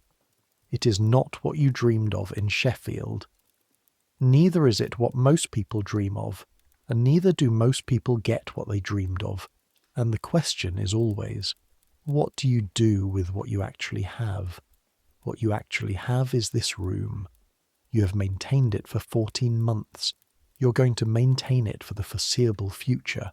And from this room, who knows what else becomes possible? Maybe Eliza's flower stall. Maybe something else. Maybe nothing else. For a long time, just this. But the room is here, and tonight it is warm. The months move. November gives way to December, which is its own particular ordeal. The cold deepens, the days contract to something barely worth calling daylight. 5 hours of grey between 10 in the morning and 3 in the afternoon. The streets ice over in the mornings, and the Strand becomes treacherous with the combination of horse traffic and ice and mud, and the gas lamps reflected in the wet stone give the whole district a look of something submerged, everything wavering and slightly unreal. You buy thicker stockings from a stall in the market on Drury Lane. 6pence for 2 pairs, wool, not new but solid. The left boot's tallow seal is reinforced 3 times over December, and in January you take it to the cobbler on the court and spend 3pence on a proper sole patch that will hold for months. The 3pence is worth it. The cold is worst in January, when a frost comes that freezes the Thames in patches for the first time in years. Not solid, not the old frost fairs. The river is too fast and too trafficked now for that. But the pools in the yard at Hannigan's freeze overnight, and your breath makes a white cloud in the attic room all morning. The fire burns more those weeks. The coal costs more. You cut the food budget to compensate. Bread more often, pie less often. Mrs. Connolly's hot pies are a luxury, and January is not a luxury month. But you make rent. Every Friday. Mrs. Hannigan's slight tightening around the eyes when it comes to rent days comes from her assessment of the general state of her tenants' finances, which are collectively precarious. When she takes your coins, counted out in her palm, always exact, she gives you the smallest possible nod that constitutes acknowledgement. That nod is a kind of approval. The approval of a woman who's been disappointed by tenants before and is registering the fact that you are not currently being a disappointment. You take it. Spring, when it comes in March, is physical relief the way food is relief after hunger. You feel it in your whole body, the temperature rising above the point where your breath clouds, the morning light arriving before you leave the building, the smell of the city shifting. Not gone, never gone, but with something greener underneath it, the smell of whatever is growing in whatever patches of earth exist between the stones. Your left boot is fine now, with the cobbled patch. You walk the Strand in March, and the walking feels different from how it felt in January, lighter. The specific heaviness of cold weather gone. Summer, hot in the room, which is a different problem than cold. The window gap that is a disadvantage in winter becomes an advantage in June and July. The air comes through, warm city air, coal and river, and the faint sweetness of something flowering in someone's window box, and the room breathes. You sleep with the blankets pushed to the end of the mattress. The candle swells in the heat and drips sideways. The Thames in summer, worse than winter if you're talking about smell. The exposed mud at low tide has a specific quality in August heat that is worth experiencing once and never needing to repeat. It enters the room. The whole neighbourhood smells of it. You buy a small bunch of dried lavender from a street seller and hang it from the high shelf. It helps, a little. Autumn again, the first coal fire of October. The familiar smell returning to the room, the familiar smoke taste of the building's cold season operation. The winter stockings back out from where you folded them in the summer, the green wool dress which lived on its hook through the summer, and was worn with the grey shawl on its cooler days, resuming its position as primary work clothing. 1 year, then 14 months, which is where we started. You're still here. This is not a small thing. In Eliza's room, on the shelf, the framed photograph of the man and woman standing formal. You've looked at it in passing many times over 14 months. You've assumed it's her parents. You've never asked. On a Sunday in March, Shop closed Sunday, the city moving slower. Eliza tells you, it's not her parents. It's her 6 years ago with her husband, before London, before any of this. The husband, dead of a fever in the winter of 1877. Left no savings. Left debts, actually. Small ones. But in the arithmetic of a working-class household in 1877, small debts are catastrophic. She sold the furniture, paid what she could, left the town they'd lived in, came to London with the remaining money and the plan to find work. The plan lasted 3 months. She has been here since. You look at the photograph with new information. The woman standing next to a man. Eliza, 25 years old, in her best dress, hair done for the portrait. Her face already with that quality of watchfulness, of assessment, but younger, with something less certainty in it. The dress is gone, she says. I sold it in 1879. Good wool. Got tuppence. She looks at the photograph with a specific expression of someone looking at a person they used to be and assessing them the way you assess a stranger. Here's what they knew. Here's what they didn't know yet. The flower stall, you say? Yes. How close? She tips her head. 4 months more, if nothing goes wrong. 6, if something does. Something always goes wrong. I'll get there, Eliza says. Not defensively, as a statement of fact. I've been getting there for 2 years and I'm still getting there. You believe her.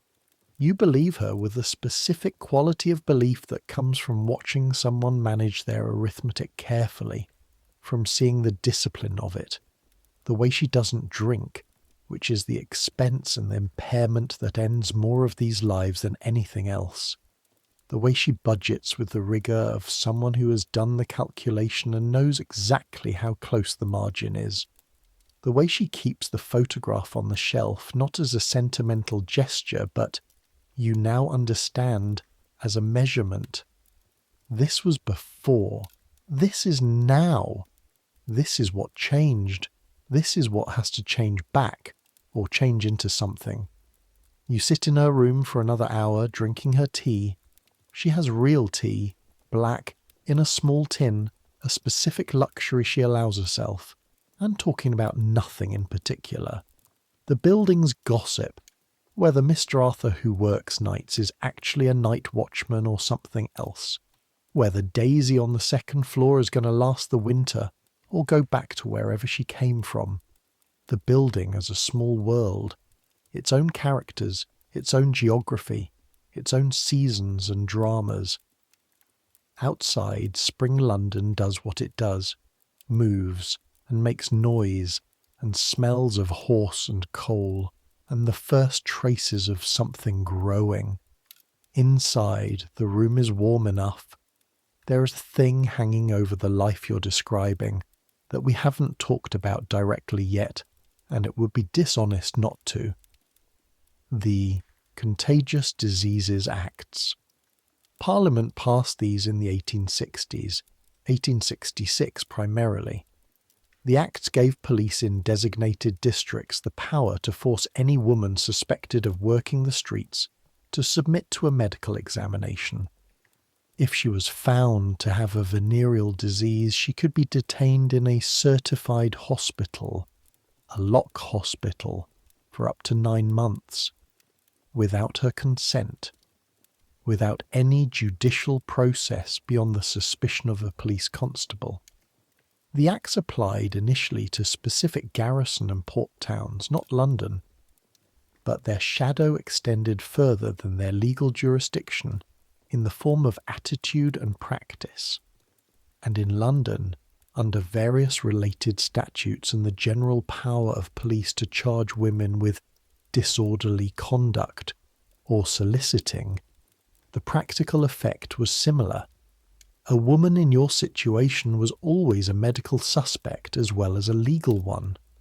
The women who campaigned against these acts, most famously Josephine Butler, who made it her life's work through the 1870s and 1880s, argued that the acts were a form of state-sanctioned sexual violence, that they criminalised women while leaving the men who bought their services entirely untouched, that the medical examination was degrading and punitive rather than therapeutic, and that the entire apparatus assumed women's guilt and bodies to be inherently suspect while men's remained protected.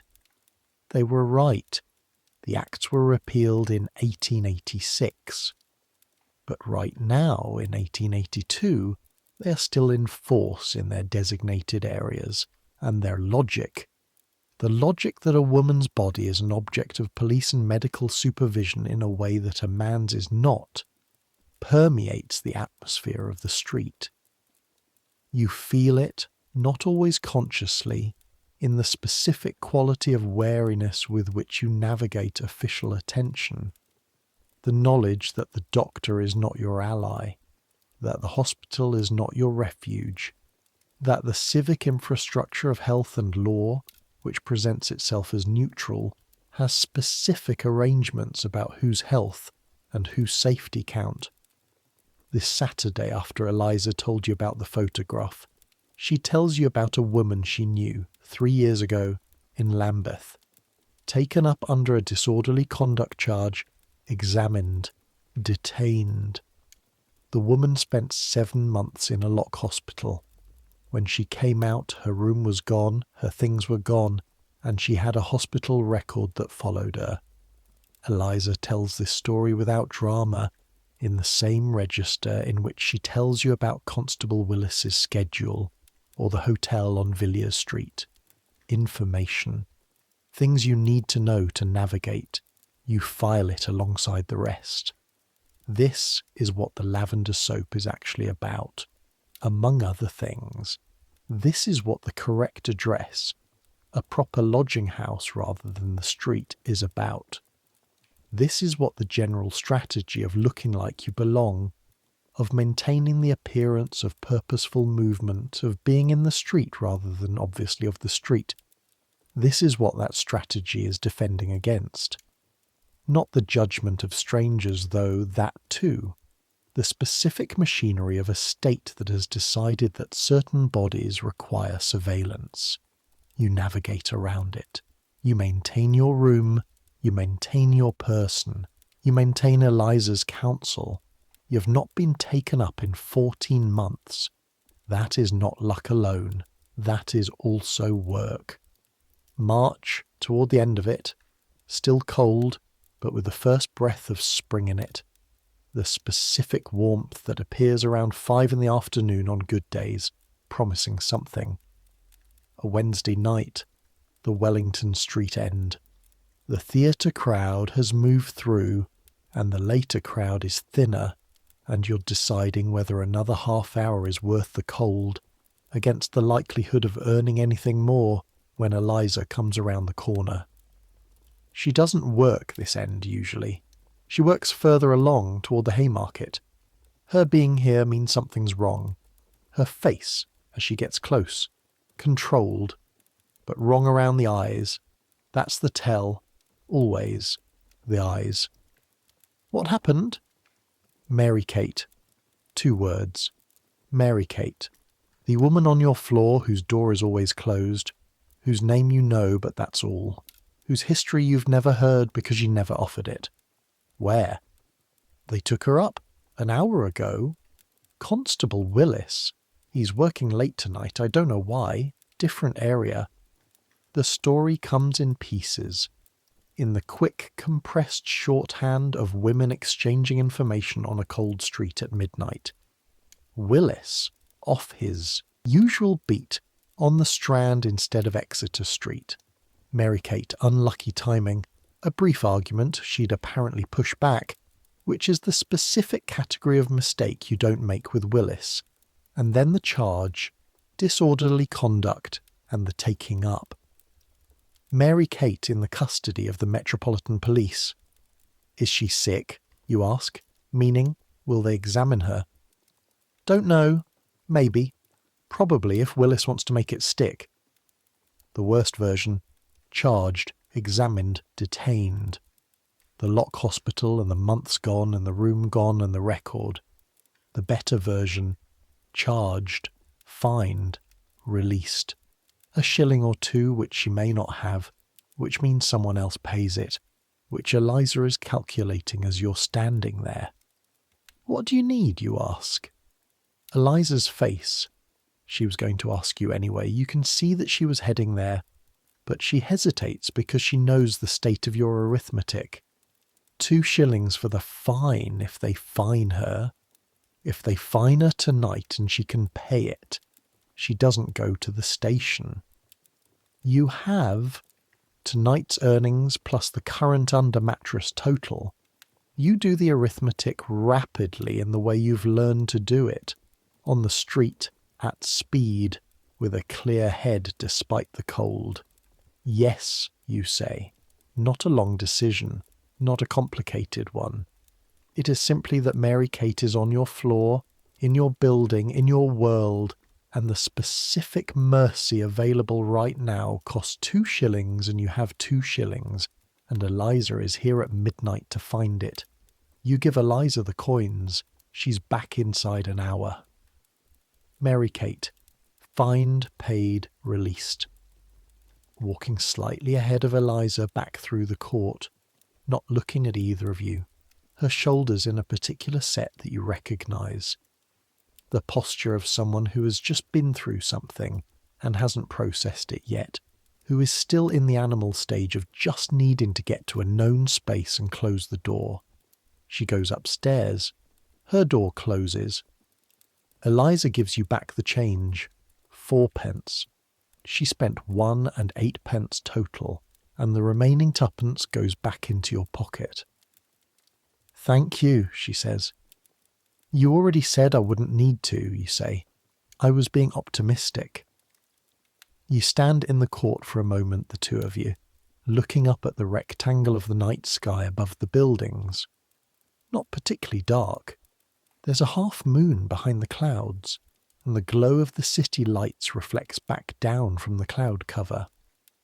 Mary Kate's window. The candle goes on. She'll be fine, Eliza says. She's steadier than she looks. You think about the closed door. 14 months of the closed door and you've never knocked, and she's never opened it. A woman whose whole history you don't know, who's steadier than she looks, who's up there right now in her room counting what she has left and what the next few days require. Every door in this building contains something like this. You all contain this. Come on, says Eliza. You go inside. Late April. You do a reckoning the way you do sometimes on Sunday mornings. A count of what you have, what you owe, where you are in the ongoing arithmetic. Under the mattress, 11 shillings and 3p. This is the most money you've had since you've been in this room. The last 2 weeks have been good. Better weather, better crowds. 3 nights in a row of solid earnings. The deficit is closed. There is now, for the first time in a long time, something that might be called a surplus. 11 shillings isn't much of a surplus, but it is one. The green dress, still good. The mended hem is held, the elbow patch is holding. Another 3 months in it, at minimum. The boots, excellent, with the cobbler's repair. The best your feet have felt all winter. The room, unchanged. The ceiling coast of Ireland. The ghost blue flowers. The iron fireplace. The window gap. Currently no rag in it because it's warm enough and the air coming through is pleasant. You're thinking about the purple silk dress in Mr. Carew's shop. Whether it's still there. Things come and go, the stock changes, Mr. Carew is a business, and whether 8p is spendable in the current arithmetic. It is spendable. You can spend it. This is what 11 shillings surplus means. It means a decision like this is an available decision. The dress is professional equipment, Eliza would confirm. It's the kind of visible you need to be. It is not a luxury, it is an investment. You pull on the blue cotton dress and your boots and go downstairs. The court in April. The sky above it is actually blue, proper blue, and the washing on the lines is moving in a light wind, and Mrs. Green's youngest child is sitting on the bottom step of the building, eating something unidentifiable with complete focus. The child looks up at you with the same unreadable assessment that children apply to adults, cataloguing you and filing you away. "Morning," you say. The child doesn't answer, files you away, returns to the eating. Milford Lane, the cobbles are dry for once. The coal merchant's cart is making deliveries and the lane smells of coal and horse, and underneath it, something from the baker on the corner whose oven has been going since before dawn. Mr. Carew's shop. The purple silk dress is still on the hook. It has not sold. Mr. Carew is in his doorway, enormous side whiskers, the professional patience of a man who has spent years watching people look at things. 8p, you say. He looks at the dress. He looks at you. 7p, he says. Been hanging there 3 weeks. 7p. You pay 7p. You carry the dress back through the lane and up the stairs and into the room and hang it on the hook beside the green wool. Purple silk next to dark green wool. 2 dresses. The room has, in this moment, more colour in it than it usually does. You sit on the chair with your back to the wall and look at the dresses on their hooks. Then you look at the ceiling. The coast of Ireland, same as always. There is a life that the social reformers describe when they write about women like you. The arc of it is always the same. Innocence, fall, degradation, rescue or death. That's the narrative shape. The innocent girl from the country, lured or forced into the wicked city, lost in a world of drink and vice, saved by a mission or a reformer or a good man who sees her real worth, or not saved, and therefore dead by 30. This narrative is useful to the people who hold it, because it tells a clear story with a clear moral.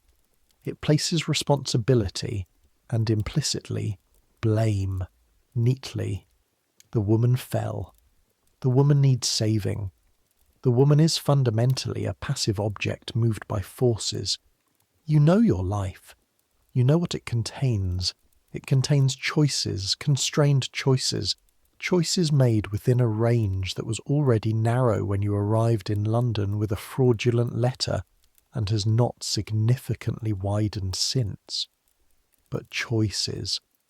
The choice, 3 years ago, not to go to the kind of establishment on Villiers Street that would have taken you in and taken most of what you earned in return.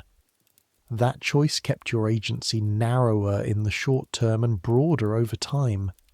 The choice to save for the room with a bolt on the door rather than stay in the cheaper common lodging for another year. That choice cost short term and paid back differently. The choice, on a Wednesday night in March, to give 2 shillings for a woman whose door you'd never knocked on. Not because the choice was easy, because it was available, and because the world inside Hannigan's, the world of women navigating the same narrow arithmetic, functions slightly better when the choices like that are made. That's not a grand moral. It's just true. You have 11 shillings and 3p. You have a room. You have a purple silk dress on a hook, and a green wool dress on the next hook, and boots with a cobbler's repair on the left sole. You have Eliza, 1 floor below, 4 months from a flower stall if nothing goes wrong. You have 14 months of knowing this street, this building, this arithmetic. You have the National Gallery on days when the weather is passable and the room feels too small. You have the coast of Ireland ceiling, the ghost blue flowers, the 7-toothed comb and the lavender soap and the sunset on the religious tract. that might be the countryside and might be somewhere else entirely. This is what you have. It's not enough. It's what there is. The room at night. The candle on the windowsill burns down to its holder and gutters and goes out. The room goes dark. Proper dark. The window gap letting in the faint diffuse glow of the city that is never truly black but is dark enough. The shapes of the two dresses on their hooks, just shapes, darker against the dark wall. The iron fireplace, cooling now, ticking occasionally as the metal contracts. You lie on the mattress. The blankets are up to your chin. Outside, London does what London does at 1 a.m. A cab on the Strand. The horse's hooves distinct in the quiet. A voice somewhere, not the words, just the register of someone having a late conversation in a doorway. A cat on the windowsill of the building opposite, briefly, and then gone. You think about nothing in particular. This is the skill, remember. The art of the pause. The room is yours, and the night is yours, and nothing is required of you until morning. The sealing coast of Ireland. You can't see it in the dark, but you know it's there. Brown water stain in the shape of something that might be coast or might be just the record of water finding its path through the plaster. You think about Sheffield, not with longing, or not only with longing, but with a particular quality of attention you give to places that are real and distant. Your father's hands, which smelled of metal from the cutlery work. Your mother's kitchen, which was always too warm because the range burned hot. The particular sound of your street at 6 a.m. when the factory whistles went, and the whole neighbourhood shifted from sleep to work in the space of 10 minutes. Those sounds are 14 months behind you in this particular life, and 3 years behind you in London, and further in some other accounting of distance. They are becoming the specific quality of memory that has worn smooth from handling, not faded, but polished, the details settling into their permanent arrangement.